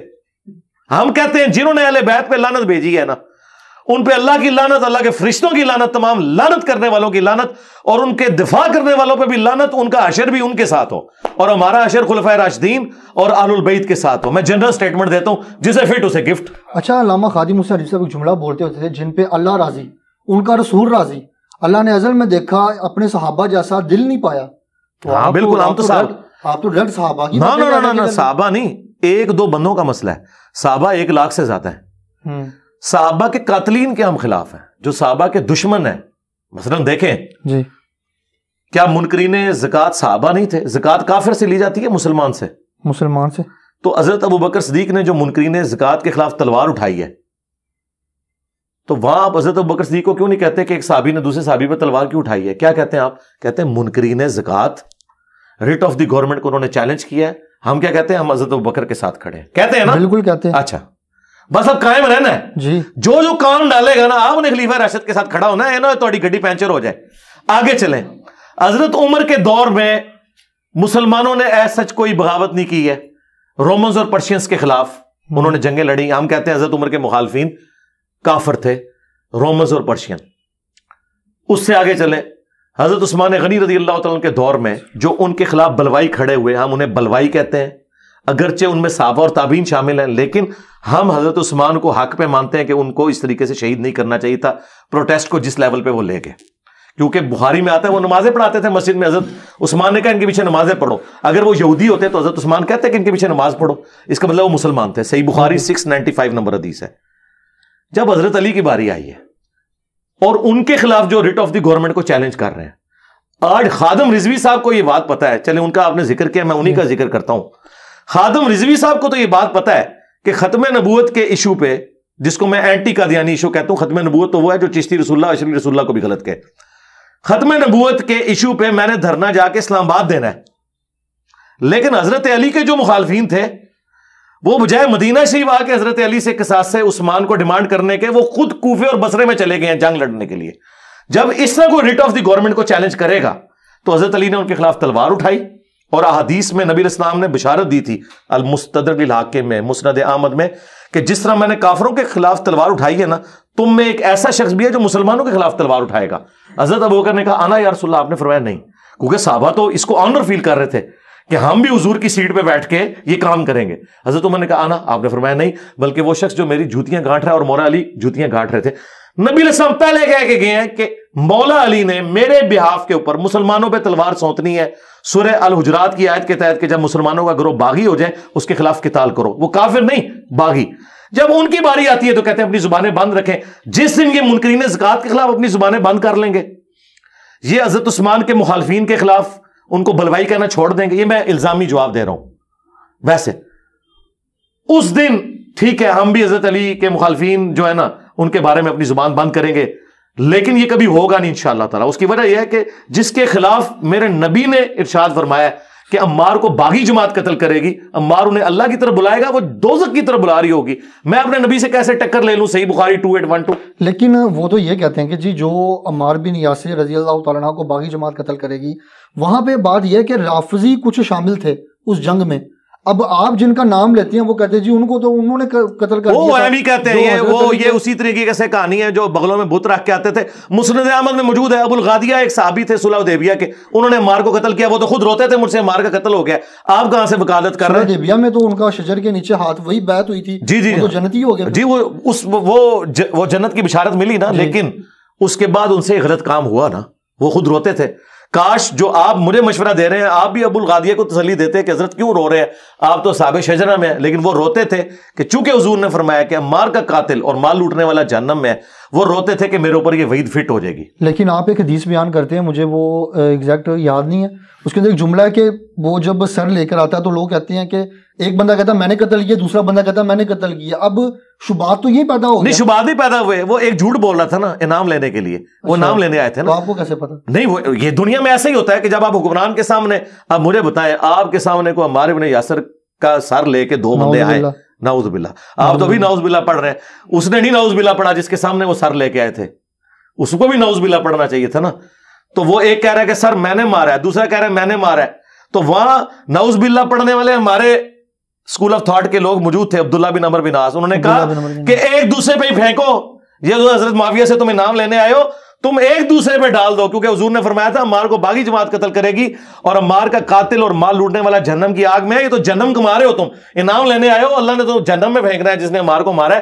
تم بہتر یہ ہے کہ دوسرے پہ الزام لگاؤ, انعام لینے آئے تھے, انہیں تو پتہ ہی نہیں تھا کتنا سینسٹیو میٹر ہے. اچھا, عبداللہ بن عمر عاص کے بارے میں بھی آپ کبھی کہتے ہیں جی وہ حضرت علی نے ان پہ قنوت نازلہ پڑھی, وہ عمر بن عاص پہ. عبداللہ بن عمر بن عاص جو ہے نا وہ تو الحمدللہ شیعہ علی تھے, ان کے بیٹے. ہاں ان کے بیٹے, ان کو تو سمجھ آ گئی تھی نا. ان کے بارے میں تو مسلم شریف میں 4776 نمبر حدیث ہے کہ ایک بندہ کہتا ہے کہ آپ ہمیں کہہ رہے ہیں امیر اطاعت کرو امیر کی, اور آپ کے چچا کا لڑکا معاویہ ہمیں کہتا ہے ہم حرام خوری کریں, لوگوں کو ناحق قتل کریں, ہم اللہ کی بات مانیں سورہ نساء آیت نمبر 29, یا آپ کے چچا زاد کی بات مانے. تو وہ سر جھکا کے تھوڑی دیر بعد کہتے ہیں کہ معاویہ کی اطاعت کرو ان کاموں میں جس میں اللہ اس کے رسول کے مطابق چلائیں, اور جس میں وہ خلاف چلیں تم اس کی مخالفت کرو. عبداللہ بن عمر بن عاص تو ماشاء اللہ تعالیٰ پوری گیم سمجھ گئے ہوئے تھے. انہوں نے کوئی میری ویڈیو نہیں دیکھ کے یہ بات کی, اگر انہوں نے ان لوگوں کی ویڈیوز دیکھی ہوتی تو کہتے ہیں کہ صحابہ کے بارے میں زبان بند کرو, کیونکہ وہ سوال کرنے والا تابعی تھا. لیکن انہوں نے کہا, ان کو پتا چل کے ابھی کام ڈلا ہوا ہے. یہ اگر حضور نے اپنی بیٹی کے بارے میں کہا کہ میری بیٹی فاطمہ بھی چوری کرے اس کے ہاتھ کٹیں گے, تو باقی کسی کی کیا مجال ہے؟ یہ بات کدھر جائے گی؟ خدا نے ازل میں دیکھا اپنے نبی کے ساتھیوں جیسا دل نہیں پایا, تو پھر یہ بات کدھر چلے جائے گی اگر ہم یہ چیزیں کریں گے؟ وہ ساتھی ہم مانتے ہیں نا، حضرت ابو بکر، عمر، عثمان و علی، مہاجرین ساتھی ہیں نا جی، یہ ساتھی ہیں نا. تو وہ قرآن نے بتا دیا کہ ساتھی 3 قسم کے ہیں. ٹھیک ہے، قرآن جی سورہ توبہ کی آیت نمبر 100، 101 اور 102 کہ نبی اسلام کے جو ساتھی ہیں وہ 3 قسم کے ہیں. والسابقون الاولون من المہاجرین والانصار، جو سبقت لے کے شروع میں جو اہل ایمان تھے، مہاجرین میں بھی اور انصار میں بھی. دوسرا فرمایا پکے منافق ہیں لیکن نمازیں پڑھتے تھے، جنہیں تم نہیں جانتے اللہ انہیں جانتا ہے. ایسے پکے منافق ہیں، وہ تو چھوڑ دیں، وہ ہمیں نہیں پتا. ساتھیوں میں ہیں قانوناً وہ بھی صحابی ہیں. قانون اس لیے صحابی ہیں کہ ہمیں پتہ نہیں ہے نا، ہم تو انہیں ظاہر ہے. آپ مجھے بتائیں ایک بندہ حضور کے پیچھے نماز پڑھ رہا ہے تو آپ اسے کافر تو نہیں سمجھیں گے، مسلمان نہیں سمجھیں گے نا. اس زمانے میں صحابی ہوگا، بریلوی دیوبندی اہل حدیث شیعہ تو نہیں ہے. اور تیسرا فرمایا ملے جلے اعمال کرنے والے ہیں، اللہ تعالیٰ ان قریب انہیں دیکھے گا. تو یہ ملے جلے عمال کرنے والے ہیں. قرآن میں 3 کیٹیگریز ہیں، یہ پکڑ کے سب پہ رضی اللہ عنہ لگاتے ہیں. قرآن نے رضی اللہ عنہ اور رضوا عنہ انہیں کہا ہے کہ جو سابقون الاولون اور احسان سے ان کی پیروی کرنے والے ہیں، جو ان کے قاتلین ہیں وہ کیسے رضی اللہ عنہ ہو جائیں گے؟ لیکن اب دیکھیں نا، آپ کیسے فیصلہ کر سکتے ہیں اس چیز کا؟ ہم نے نہیں فیصلہ کیا، اللہ کے نبی کر گئے نا فیصلہ. آپ نے فرما دیا کہ عمار حق پہ ہوگا جی، وہ جنت کی طرف بلا رہا ہوگا، مخالف جماعت جو ہے وہ باطل ہوگی. تو آپ جو جماعت ہے اسے باطل سمجھتے ہیں کیونکہ رسول اللہ نے فرمایا جملہ تو دوزخ کی طرف بلانے والی جماعت، دوزخ کی نہیں، دوزخ کی طرف بلانے والی. ہاں، تو مسلمان اکثر کام وہی کر رہے ہیں جو دوزخ کی طرف لے جانے والے ہیں، لیکن ہم انہیں دوست کی نہیں کہتے. جھوٹ بولنا کیا ہے؟ دوزخ کی طرف لے جانا. تو ہم کسی جھوٹے کو یہ تو نہیں کہتے دوست کی، کام دوست کی والا ہے. ظاہر خلیفہ وقت کے خلاف کھڑا ہونا، قرآن نے تو کہا تلوار سے ان کو سیدھا کرو جو خلیفہ وقت کے خلاف کھڑے ہوں، کیونکہ وَأُولِي الْأَمْرِ مِنْكُمْ کے تحت ہے. یہ کہانی ڈالتے ہیں نا کہ دونوں طرف صحابہ ہی تھے وہ لڑے گا رہے، وہ کہتے ہیں بھائی تھے، دونوں بھائی تھے جی، بھائی ہوتے ہیں تو بھائی آپس میں لڑ نہیں پڑتے، بڑا بھائی چھوٹے بھائی کے ساتھ لڑ پڑتا. تو یہ اس میں تو بس ٹھیک ہے، جو بڑا بھائی تھا نا اس نے قنوت نازلہ پڑھی ہے، ہم تو بڑے بھائی کے ساتھ ہیں، تو ہم پھر قنوت نازلہ پڑھنی شروع کر دیں. اب بڑے بھائی کی سنت پہ عمل کریں. حضور نے تو کہا علیکم بسنتی و سنت الخلفاء الراشدین المہدیین، ٹھیک ہے نا. اور دوسرا نبی اسلام نے فرمایا، صحیح مسلم کی حدیث ہے، جب ایک امیر کی بیعت ہو جائے جو اس کے خلاف کھڑا ہو اسے قتل کر دو. حضرت علی کی بیعت ہو چکی تھی، حضرت علی کی بیعت انہی صحابہ نے کی ہے جنہوں نے ابو بکر، عمر، عثمان کو خلیفہ چنا ہے. ان کے خلاف جو کھڑے ہوئے ہیں وہ واجب القتل تھے. وہ تو کہہ رہے ہیں قصاص عثمان کے لیے کھڑے ہوئے. قصاص عثمان کے لیے خلیفہ سے ڈیمانڈ کی جاتی ہے، خلیفہ کے خلاف تلوار نہیں اٹھائی جاتی. مثلا خدا نہ خواستہ آپ کے بھائی کو یا والد کو کوئی قتل کر دے تو آپ کیا پارٹی اور جتھا بنا کے سپریم کورٹ پہ حملہ کریں گے یا سپریم کورٹ میں ریٹ فائل کریں گے؟ اور پھر سپریم کورٹ میں حضرت علی جیسا بندہ ایماندار بیٹھا ہوا ہو، پھر تو کوئی گنجائش ہی نہیں ہے. پارٹی اور جتھا بنانا تو یہ تو ریٹ آف دی گورنمنٹ کو چیلنج کرنے والی بات ہے. صحیح. ہاں، ہمیں اس جنگ سے اختلاف ہے. صرف وہ یہ کرتے نا قانون ہاتھ میں نہ لیتے، جس طرح حضرت عثمان کے مخالفین نے قانون ہاتھ میں نہیں لیا تھا، صرف گھیراؤ کیا تھا، پھر بعد میں انہوں نے ایکٹیویٹی پرفارم کی. جب تک وہ ٹھیک تھے ہم انہیں ٹھیک مانتے ہیں کہ یار ان کا احتجاج تھا، حضرت عثمان نے بھی نہیں روکا کیونکہ وہ صحابہ تھے. اس میں کئی صحابہ جو ہیں وہ اصحاب شجرہ میں شامل تھے، وہ صحابہ تھے. لیکن جب انہوں نے قتل کیا ان میں سے کسی بندے نے تو وہ ایکٹیویٹی غلط ہو گئی. کیا اس بندے کو کوڈ کیا گیا کہیں کہ وہ بندہ کون تھا؟ نہیں، ظاہر ہے کہ معلوم تھا. میرا بھائی آج کے زمانے میں جب سی سی ٹی وی کیمرے ہیں تو قاتل کا پتہ نہیں چلتا، اس زمانے میں تو پتہ ہی نہیں چلتا. پوری جماعت کو تو نہیں مارا جا سکتا. اچھا، یہاں پر ایک اور بڑا حفاظت کرنے والے معلوم ہے کون تھے، حسن حسین تھے. اچھا، یہاں پہ جتنی ویڈیوز آپ ہی ہم دیکھتے ہیں، ایک فیل ہوتا ہے کہ جیسے نا کوئی رافضی بیٹھ کے نا اپنے اسٹیج کے اوپر لگا ہوا ہے، اور یہ ایک فیلنگ ایک آتی ہے. کیونکہ جب باغ فدق کی بات آتی ہے، آج سے 6 سال پہلے آپ نے کہا تھا کہ میں ایک کلپ بناؤں گا اور جیسے میں پورا ڈیٹیل سے سرچ کر کے چیز نکال کے لاتا ہوں، میں 4-5 گھنٹے 6 گھنٹے کا کوئی کلپ بناؤں گا. وہ 6 سال گزر گئے ہیں. آپ نے دو الگ باتیں، آپ نے بات کر دی رافضیوں والی، ایک بات کر دی ناسبیوں والی. ایک بات پہ رہے نا، لیکن دیکھیں نا، میں تو نہ رافضی ہوں نہ ناسبی ہوں. میں تو الحمدللہ اہل سنت کے منہج پہ ہوں، کتاب و سنت کا ماننے والا ہوں اور اسی کو لے کے آگے چل رہا ہوں. اب یہ رہ گیا کہ میں کوئی رافضیوں والی بات کرتا ہوں. رافضیوں والی بات اس دن ہوگی جب میں کوئی ایسی بات کروں جو قرآن بخاری مسلم میں نہ لکھی ہو. اور اگر قرآن بخاری مسلم میں لکھی ہوئی ہے تو رافضی تو قرآن بخاری مسلم ہوا، میں کہاں سے ہوا؟ میں تو صرف ایک لے مین کی طرح اس میں سے بیان کرتا ہوں. اچھا، باغ فدق کا آپ نے کہا تھا کہ میں 6 سال پہلے راؤنڈ اباؤٹ آپ نے کہا تھا کہ میں پورا ڈیٹیل کلپ بناؤں گا. ہاں جی، ضرورت ہی نہیں پڑی نا. آپ ایک بات سے کیسے مائنس کر سکتے ہیں کہ جی وہ مینیجریل ایشو تھا، مینیجریل ایشو کی وجہ سے ایسا ہو گیا، اتنا بڑا فرقہ لانچ ہو گیا، اتنا بڑا فرقہ بن گیا؟ وہ اس کی وجہ سے نہیں لانچ ہوا، وہ آپ کے ماموں کی وجہ سے لانچ ہوا ہے. ہاں، یہ ذہن میں رکھیے گا. یہ جو شیعہ فرقہ ہے یہ بائی پروڈکٹ ہے ناصبیوں کی. جب شیعہ نے علی پہ مظالم ہوئے بنو امیہ کے دور میں، حضرت علی پہ لعنتیں کی گئیں، تو وہ غصہ جمع ہوتے ہوتے ہوتے یہ اینڈ رزلٹ نکلا. جس طرح میں آج آپ کو بتاتا ہوں کہ آپ کے ایکس آرمی چیف نے جاتے ہوئے آخری تقریر کی ہے کہ 70 سال سے فوج قربانیاں دے رہی ہیں، لیکن دنیا میں سب سے زیادہ گالیاں ہماری فوج کھاتی ہے، باوجود اس کے کہ سب سے زیادہ قربانیاں ہم لوگ دیتے ہیں. تو انہوں نے کیا کہا کہ اس کی ریزن یہ تھی کہ ہم پالیٹکس میں دخل دیتے تھے، اب ہم نہیں دیں گے. یہی کہا نا انہوں نے. تو انہوں نے ایک ریزن بتائی کہ یہ ایک دن میں نہیں ہوا، 70 سال کا غصہ جمع ہوا ہے، جو اینڈ میں آج اس حالت میں نکلا ہے کہ اس وقت پاکستان کی کوئی پولیٹیکل جماعت 2 بول ہمدردی کے فوج کے لیے بولنے کے لیے تیار نہیں ہے. اس کی وجہ ان کی پالیسیز ہے پیچھے کی. اب انہوں نے ٹھیک کیا نا، تو اب ذرا رکو، ذرا صبر کرو، آگے چلو، اتنی جلدی تو نہیں ہوگا. تو یہ جو اس وقت اینٹی فوج بیانیہ آیا ہے نا، یہ بائی پروڈکٹ ہے اس کا جو انہوں نے لچ تل کے رکھا 70 سال تک پالیٹکس میں. اب یہاں پہ ہے، جب یہ لچ تل کے رکھے گی بنو امیہ 60 سال تک ممبروں پہ حضرت علی پہ لعنت کروائے گی، تو اس کا اینڈ رزلٹ پھر یہ نکلے گا کہ رفضیت کا فتنہ اٹھے گا. تو پھر اب آپ صبر کریں گے، اب طریقے سے آپ نے اس مقدمے کو لے کے چلنا ہے. اس مقدمے کو لے کے چلیں گے اور ان کو بتائیں گے کہ یہاں پہ معاملہ مس ہینڈل ہوا، یہاں پہ آپ کا موقف غلوب پہ مبنی ہے. جس طرح ہم نے بتایا ہے، ہماری اس پلیٹ فارم کے ساتھ کتنے لوگ اٹیچ ہیں. آپ باغ فدق کی بات کریں، لفظ فدق ہوتا ہے زبر کے ساتھ، فدق نہیں فدق. ہاں یہ یاد رکھنا ہے. یہ مولوی والی غلطی نہیں نکالی، میں چاہ رہا ہوں کیونکہ ایک پلیٹ فارم ہے، ایک اچھی بات لوگوں تک چلے. یہ باغ فدق کا یا جاگیر فدق بیسیکلی اس کا جو ایشو ہے نا، اس کو میں نے to cut the story short یہ کیا تھا کہ at the end of the day سیدنا علی رضی اللہ تعالیٰ عنہ بقول شیعہ کے امت کے وسیع تر مفاد میں اس فیصلے پہ خاموش ہو کے ایکسپٹ کر لیتے ہیں اسے، اور بقول اہل سنت کے وہ اس فیصلے کو درست سمجھتے ہوئے ایکسپٹ کر لیتے ہیں. دونوں نے یہ مان لیا کہ ایکسپٹ کر لیا. کس نے؟ مولا علی نے. اب مولا علی نے ایک فیصلے کو ایکسپٹ کیا، پوری زندگی انہوں نے حضرت ابوبکر یا حضرت عمر کے ساتھ اس معاملے میں کوئی لڑائی نہیں کی.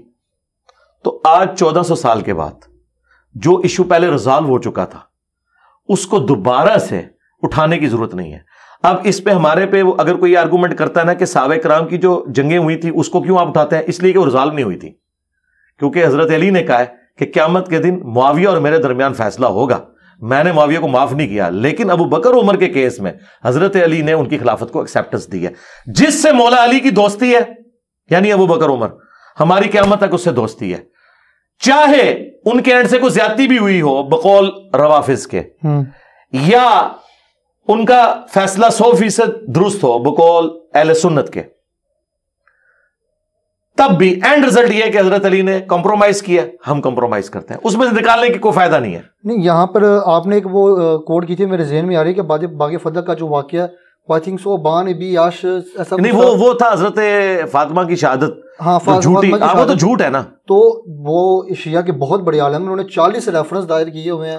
کوئی 40 ریفرنس نہیں، وہ آپ ریفرنس کھول کے پڑھیں، مجھے بتائیں اس میں کون سی حدیث کی کتاب میں ریفرنس ہے. وہ کہتے ہیں ساری آپ کی کتابیں. نہیں، میری کتابیں نہیں، میں تو کسی بابے کو سمجھتا نہیں ہوں. میری کتاب وہ ہوگی بخاری سے نکالیں، مسلم سے نکالیں، ٹھیک ہے. انہوں نے نکالا ہے مصنف ابن ابی شیبہ سے، وہ تو میں پہلے ہی بیان کر چکا ہوں.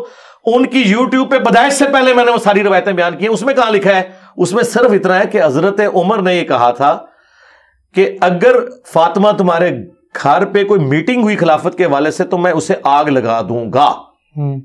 ٹھیک ہے. ہم نے یہ کہا تھا کہ یہ ان کی طبیعت کی سختی تھی، انہیں جملہ نہیں بولنا چاہیے تھا نبی علیہ السلام کی بیٹی کے لیے. لیکن اس سے یہ کیسے ثابت ہو گیا کہ انہوں نے آگ لگا دی ہے؟ وہ جو آگ لگا دی ہے نا، وہ تو اس طرح، وہ تو کئی بار بندہ اپنی بیوی کو کہتا ہے کہ میں تجھے چھوڑ دوں گا، اور بیوی کہتی ہے کہ میں دونوں نبڑ لواں گی.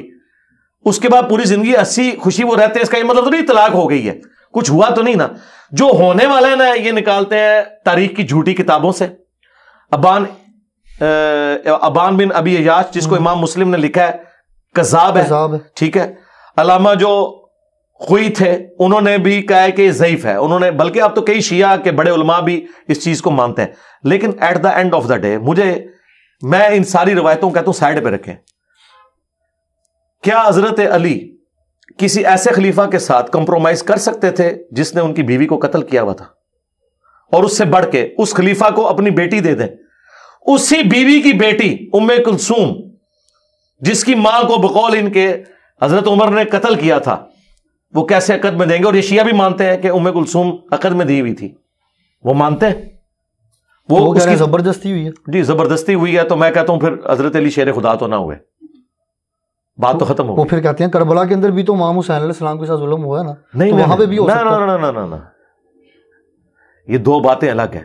حضرت علی علیہ السلام شیر خدا, ٹھیک ہے, بالکل کوئی شک نہیں. تو وہ حضرت علی کے اوپر کربلا کیوں نہیں ہوئی کہ وہ لڑتے اور شہید ہو جاتے؟ نہیں ہوئی نا. یہ تو ان کے لیے سوال ہے نا. جی سوال ہے نا, ٹائم قیامت تک جواب دو کہ حضرت علی نے کربلا کیوں نہیں بنوائی اپنے لیے ابو بکر عمر سے لڑائی کر کے. اس کا مطلب یہی ہے کہ وہ اس کو صحیح سمجھتے تھے جو انہوں نے کیا.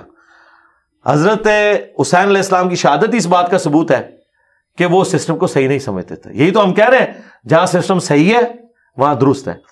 یہاں پہ جہاں تک صلح حسن کا تعلق ہے, اس کی وجہ سے جو اہل سنت نے پلی لی ہوئی ہے وہ بھی بالکل غلط ہے, اور جو شیعہ کا موقف ہے وہ بھی بالکل غلط ہے.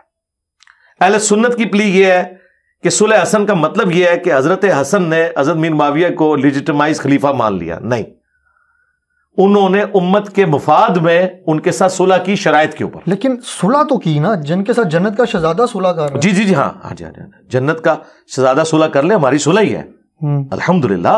میں حسینی ہوں نا, تو حسین نے حضرت معاویہ کے 20 سال میں کوئی تلوار نہیں حضرت حسین نے اٹھائی معاویہ بن ابی سفیان رضی اللہ تعالیٰ کے خلاف. ہماری صلح ہے. لیکن جب وہ صلح کرنے والا اپنی صلح کی شرط توڑ دے پھر کیا ہوگا؟ تو وہ شرط جب ٹوٹی, شرط کیا تھی کہ اپنے بعد تم امت کو شورا پہ چھوڑو گے. انہوں نے اپنے بیٹے کو نامزد کیا, حضرت حسین علیہ السلام میدان جنگ میں اتر آئے. ٹھیک ہے, یہ اس پوری بات کو سمجھیں. جہاں تک صلح تھی وہاں تک صلح, اور وہ بھی اس صلح کا بھی حال میں وہ تو کہتے ہیں بیٹا اپنی مرضی سے ہی اس نے سارے. یہ پوری بات تو مکمل ہو لیں دیں میرے بھائی. آپ چھیڑ رہے ہیں پی ایچ ڈی تھیسز اور مجھے کہہ رہے ہیں کہ استنجے کے پتھر کتنے ہیں, وہ تو میں آپ کو دو بتا دوں گا. آپ نے پی ایچ ڈی تھیسز ہے, یہ پورا ایک مقدمہ ہے. اس مقدمے کو سمجھیں. تاریخ ابن کثیر میں حضرت حسین ابن علی کا خط ہے جو معاویہ ابن ابی سفیان کے نام انہوں نے لکھا ہے کہ میں اللہ سے ڈرتا ہوں کہ میں اللہ کو کیا منہ دکھاؤں گا کہ شریعت کے خلاف جو تیرے دورے ملوکیت میں کام ہو رہے ہیں اور میں خاموش ہوں, اس طرح کا پروٹیسٹ نہیں کر رہا. میں اپنے بھائی کی صلح پہ آج بھی قائم ہوں, لیکن جو تم نے میرے بھائی کے ساتھ کمٹمنٹ کیا اسے پورا کرنا. اس میں ایک کمٹمنٹ یہ تھی کہ مرنے کے بعد امت کو شورا کے حوالے کرو گے, وہ اس نے کمٹمنٹ پوری نہیں کی. اس لیے حضرت حسین ابن علی میدان عمل میں نکلے, پھر حضرت حسین ابن علی شہید ہوئے. اب میں آپ سے ایک سوال کرتا ہوں, کیا امام حسن نے اس لیے صلح کی تھی کہ ان کے چھوٹے بھائی کو اس طرح قتل کر دیا جائے؟ اگر حضرت حسن ابن علی زندہ ہو جائیں اور انہیں پتہ چلے کہ میں نے جس شخص سے صلح کی تھی اس نے میری صلح کو توڑا میرے بعد, اور اس کا الٹیمیٹ انجام یہ ہوا کہ میرا بھائی بھی قتل ہو گیا, تو وہ کہیں گے تو صلح ختم ہوگی. لہذا یہ یاد رکھیے گا, صلح حسن اسی دن ٹوٹ گئی تھی جس دن یزید حکمران بنا تھا, کیونکہ انہوں نے اس شرط پہ عمل نہیں کیا. اور دوسرا, کربلا کے بعد تو صلح حسن کا کوئی جواز ہی نہیں ہے. یہ اسی دن صلح حدیبیہ بھی ٹوٹ چکی ہے. یہاں لوگ صلح حدیبیہ کی مثالیں دیتے ہیں. صلح حدیبیہ تو ٹوٹ گئی تھی, تبھی تو فتح مکہ ہوا تھا, کیونکہ کافروں نے وہ صلح توڑ دی تھی, حضور نے ان کے اوپر چڑھائی کر دی. تو یہاں پہ بھی صلح ٹوٹ گئی, اور نبی علیہ السلام نے حضرت علی کو یہ صلح حدیبیہ اور تحکیم کو آپ نے کمپیئر کیا ہوا ہے. تو صلح حسن ٹوٹ چکی ہے. لیکن صلح حسن تب بھی نہیں ٹوٹ گئی تھی جب حضرت معاویہ رضی اللہ عنہ کا وصال ہو گیا تھا, کیونکہ اس کے بعد وہ یزید آ گیا, تو صلح حسن تو نہیں آ نہیں گیا تھا. یزید کو بنا کے گئے ہیں, بخاری میں موجود ہے, اپنی زندگی میں بیعت لی ہے. حدیث نمبر کیا ہے اس کا؟ 4827 ہے, جہاں پہ انہوں نے بیعت لی ہوئی ہے. ہاں, مروان بن حکم کہتا ہے کہ امیر المومنین, وہ کہتا ہے میرے عزیز ہم وطنوں, اللہ نے امیر المومنین کو یہ سجایا, وہ امت کے وسیع تر مفاد میں اپنے بعد اپنے بیٹے کو خلیفہ نامزد کرنا چاہتے ہیں. تو آپ کھول کے پڑھ لیں بخاری میں, اور تفسیر ابن کثیر میں سورۃ الاحقاف کی آیت نمبر 17 کے کانٹیکسٹ میں ابن کثیر نے پورا وہ واقعہ بخاری اور باقی ساری حدیث کی کتابوں سے جمع کیا ہے کہ عبد الرحمن بن ابی بکر کھڑے ہوتے ہیں کہ تیرا امیر المومنین تو چاہتا ہے کیسر و کسرا کے طریقے پہ چلے, ابو بکر عمر کے طریقے پہ نہیں. ٹھیک ہے, تو میں نے کئی بار حدیث بیان کی, میرا کربلا والا ریسرچ پیپر پڑھیں تو 14 طبق آپ کے روشن ہو جائیں. اب اس سے باہر نکلے, کوئی اور بات کریں. تو ہم نے الحمدللہ ریزالو کر دیا. ایک موٹیویشن اسپیکر ہے ساحل ادیم صاحب, وہ کہتے ہیں جی انجینئر محمد علی مرزا کو جو تصوف ہے وہ سمجھ ہی نہیں آیا, اور وہ بیچارے کی غلطی یہ ہے کہ اس کو تصوف سمجھ نہیں آیا, اس لیے وہ بار بار یہ باتیں کرتا ہے, چشتی رسول اللہ اور یہ ساری باتیں نہیں. تو اس کا تو بڑا خطرناک مطلب ہے, آپ کسی پہ جھوٹ نہ باندھیے گا. میں یہ کلپ کے اندر میں چلا دوں گا. جی چلائیں. مجھے بتائیں کہ آپ جس صاحب کا نام لے رہے ہیں, کیا انہوں نے کہا ہے کہ چشتی رسول اللہ جائز ہے؟ وہ کہتے ہیں جائز نہیں ہے. تو پھر میرا اور ان کا کوئی اختلاف ہی نہیں ہے. لیکن وہ کہتے ہیں آپ کو تصوف سمجھ نہیں آیا, وہ کسی اور سینس میں نہیں, وہ دیکھیں نہیں یہ انہوں نے کہیں نہیں کہا, استغفر اللہ. نہیں, وہ کہتے ہیں کہ جی وہ تصوف کے اندر کچھ باتیں ایسی ہوتی ہیں, اس طرح کچھ اس کو ایکسپلین کر رہے تھے. نہیں, وہ انہوں نے وہ جو بھی کلپ ہے میں نے سنا اس میں انہوں نے کوئی بات کی ہی نہیں ہے. وہ بات کریں گے تو جواب لے لیں گے. صرف انہوں نے ایک بات کی ہے, اس کا جواب میں آپ کو دے دیتا ہوں. انہوں نے یہ کہا ہے کہ یہ جو جعلی صوفی پھر رہے ہیں نا, یہ اس بات کی دلیل ہے کہ جعلی چیز کی اصل بھی کوئی موجود ہوتی ہے نا. تو میں نے اس کا جواب ان کو دیا نا کہ یہ جال کس کی ہے, کس اصل کی ہے. تو میں نے ان کو بتایا کہ اصل یہ تھا کہ غلاف کعبہ چڑھتا تھا. انہوں نے جعلی بابوں کی قبروں پہ چادریں چڑھانا شروع کر دی. اصل یہ نہیں ہے کہ رسول اللہ کی قبر پہ کچھ چادر چڑھاتے تھے مولا علی علیہ السلام, تو یہ اس کی اصل نہیں ہے. یہ انہوں نے نقل اتاری ہے کعبے کی اور بالکل غلط اینالوجی بنائی. اچھا, میں نے انہیں بتایا کہ اصل یہ تھی کہ انبیاء اصل ہوتے تھے جو ٹرو ریپریزنٹیٹیو ہوتے تھے اس پلانٹ ارتھ پہ. نبیوں کی لوگ عزت کرتے تھے. جب انہوں نے دیکھا کہ نبیوں کو تو لوگ اتنی رسپیکٹ دیتے ہیں, تو انہوں نے یہ کلیم کیا ہم نبی کی سیٹ پہ آ کے ان کے خلفاء کی حیثیت سے بیٹھ گئے ہیں. نبی علیہ السلام کے وضو کا پانی صحابہ نیچے نہیں گرنے دیتے تھے, ان کا پسینہ مبارک خوشبو کے طور پہ لیتے تھے. انہوں نے اپنے بابوں کے پسینے, منہ کی ہڈیاں اور ان کے تبرکات لینے شروع کر دیے, حالانکہ حضرت ابو بکر, عمر, عثمان و علی کے کسی نے نہیں لیے تھے. تو اس کی اصل انبیاء تھے. یہ انبیاء کی نقلیں اتار کے انبیاء کے دین میں انہوں نے رکھنا ڈالا ہوا ہے. اور دوسرا وہ جو کہتے ہیں نا احیاء العلوم, انہوں نے ذکر کیا جی احیاء العلوم پڑھیں. ہاں, سمتھنگ لائک کچھ ایسا ہی جی. تو آپ کی اطلاع کے لیے عرض ہے کہ یہ تصوف کی جن کتابوں کا آپ لوگ نام لیتے ہیں اور جن کتابوں کا نام آپ نے صرف سنا ہوا ہے, وہ کتابیں میں نے اس وقت پڑھ لی تھی جب میری داڑھی بھی نہیں نکلی تھی. کشف المحجوب, رسالہ کشیریہ, احیاء العلوم, مکاشفۃ القلوب, کیمیائے سعادت, یہ وہ ساری کتابیں, اس میں میجارٹی امام غزالی کی ہیں. منہاج العابدین امام غزالی کی کتاب, رسالہ کشیریہ ابو القاسم کشیری جو علی اجویری صاحب کے استاد تھے, اور علی اجویری صاحب کی کشف المحجوب, یہ میں نے اس وقت پڑھ لی ہیں. تو میں نے ان کو بتایا کہ امام غزالی سے ہی پوچھ لیں, وہ کہتے ہیں غزالی کی تصوف ٹھیک ہے. غزالی نے اپنی لائف سٹوری خود لکھی ہے, المنقذ من الضلال, اردو میں ترجمہ ہوا ہے, ضیاء القرآن پبلیکیشن لاہور نے کیا ہے. اس کا اردو میں عنوان ہے اندھیروں سے اجالوں کا سفر. اس میں امام غزالی نے اپنی لائف سٹوری بتائی ہے کہ میں صوفی کیوں بنا. اس میں تو وہ دعویٰ کر رہا ہے میں انبیاء سے ڈائریکٹ ملتا ہوں. تو مجھے بتائیں کسی صحابی نے حضور کی وفات کے بعد ان سے ملاقات کی ہے؟ کبھی مولا علی نے, کبھی سیدہ فاطمہ نے. اتنے بڑے بڑے بلنڈرز اس میں لکھے ہوئے ہیں. تو یہ وہی کچھ ہے اور کیا ہے, ایک جیسے ہی ہیں.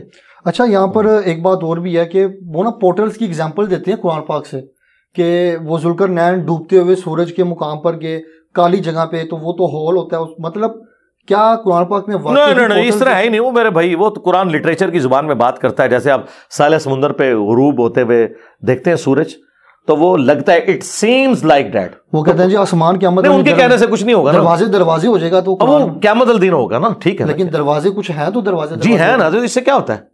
وہ پورٹلز کہہ رہے ہیں نہیں اس طرح نہیں نا کریں کہ ادھر سے آپ کوئی چیز اٹھائیں ادھر سے. آپ وہ بات کریں جو قرآن و سنت میں لکھی ہوئی ہے, ہم اس کو مانیں گے. آپ نے جو اپنا کو رنگ بھرنا ہے تو وہ ہم پابند نہیں نا. نہیں, یاجوج ماجوج جو ہے وہ کہتے ہیں جی بلندیوں سے اترتے ہوئے نظر آئیں گے. جی جی, اگر وہ دنیا پہ ہیں تو ان کی تعداد تو ابھی تک اربوں میں. جی نبی علیہ السلام نے تو یہی بتایا, صحابہ کو تو یہی پتا تھا. زمین پہ ہے, مطلب اسی زمین, جی اسی زمین پہ اللہ تعالیٰ نے پردے میں رکھا ہوا ہے. جی میرے اور آپ کے ساتھ فرشتے اٹیچ ہیں, میں نے نہیں دیکھے ہیں, پردے میں رکھے ہوئے اللہ نے, جب چاہیں گے ظاہر ہو جائیں گے.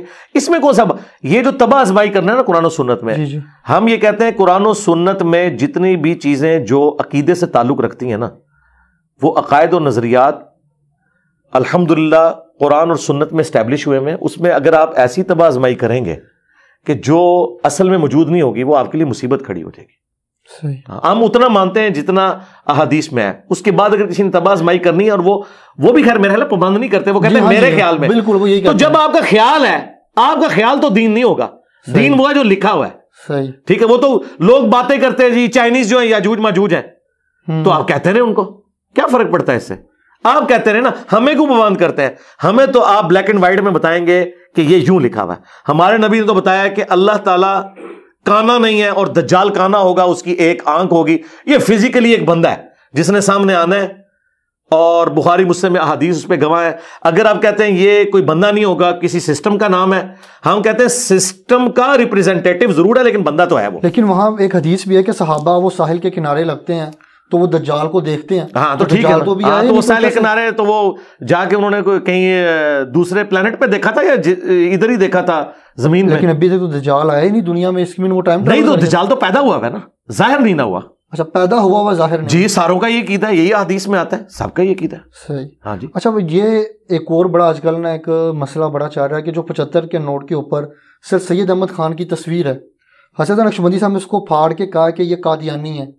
تو میرا یہ پوائنٹ آف ویو ہے کہ اتنے علماء بیٹھے ہوئے ہیں تو 75 کے نوٹ کے اوپر ایک قادیانی کی تصویر کیسے لگا دی گئی؟ اور پھر یہاں پہ وہ آپ لوگوں کو بھی کرتے ہیں کہ جی اس دور میں جیسے سر سید اپنے قائد سے باہر نکلا تھا, ایسے انجینئر محمد علی مرزا. یار ابھی دو لادہ سوال کر رہے ہیں نا, ایک جگہ دوسرے نہیں, بات اور نہیں نا.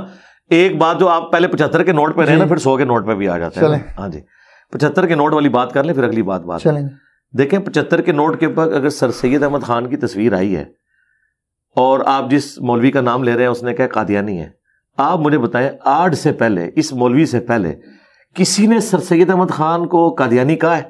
آپ نے کبھی سنا ہو؟ میں نے سنا نہیں ہے. تو اس کا مطلب یہ کہ اس کی اختراع ہے.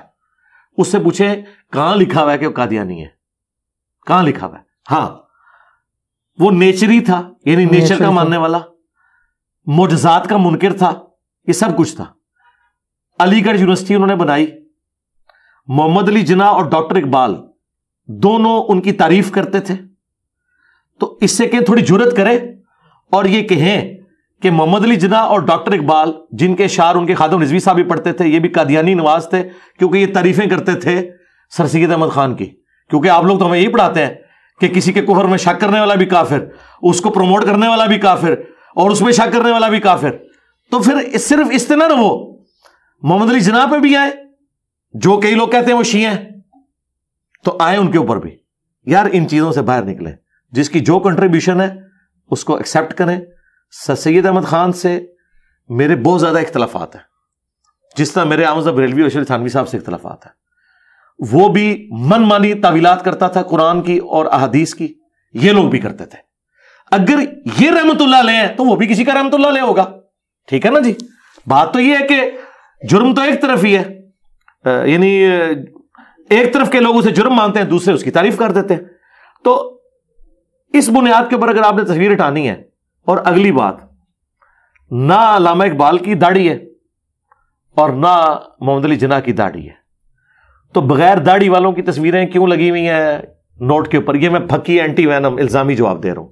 یہ نا ان چیزوں سے باہر نہیں. میں تو کہتا ہوں جس کافر نے بھی پاکستان بنانے کو کنٹریبیوٹ کیا ہے نا, کوئی حرج نہیں ہے کہ پاکستان کے نوٹ کے اوپر اس کی تصویر بھی ڈالی جائے, وہ اس کی کنٹریبیوشن ہے. عقائد وہ اپنے ساتھ لے گیا. پاکستانی فوج میں کئی کرسچنز ہیں جنہوں نے جان دی ہے پاکستان بچانے کے لیے.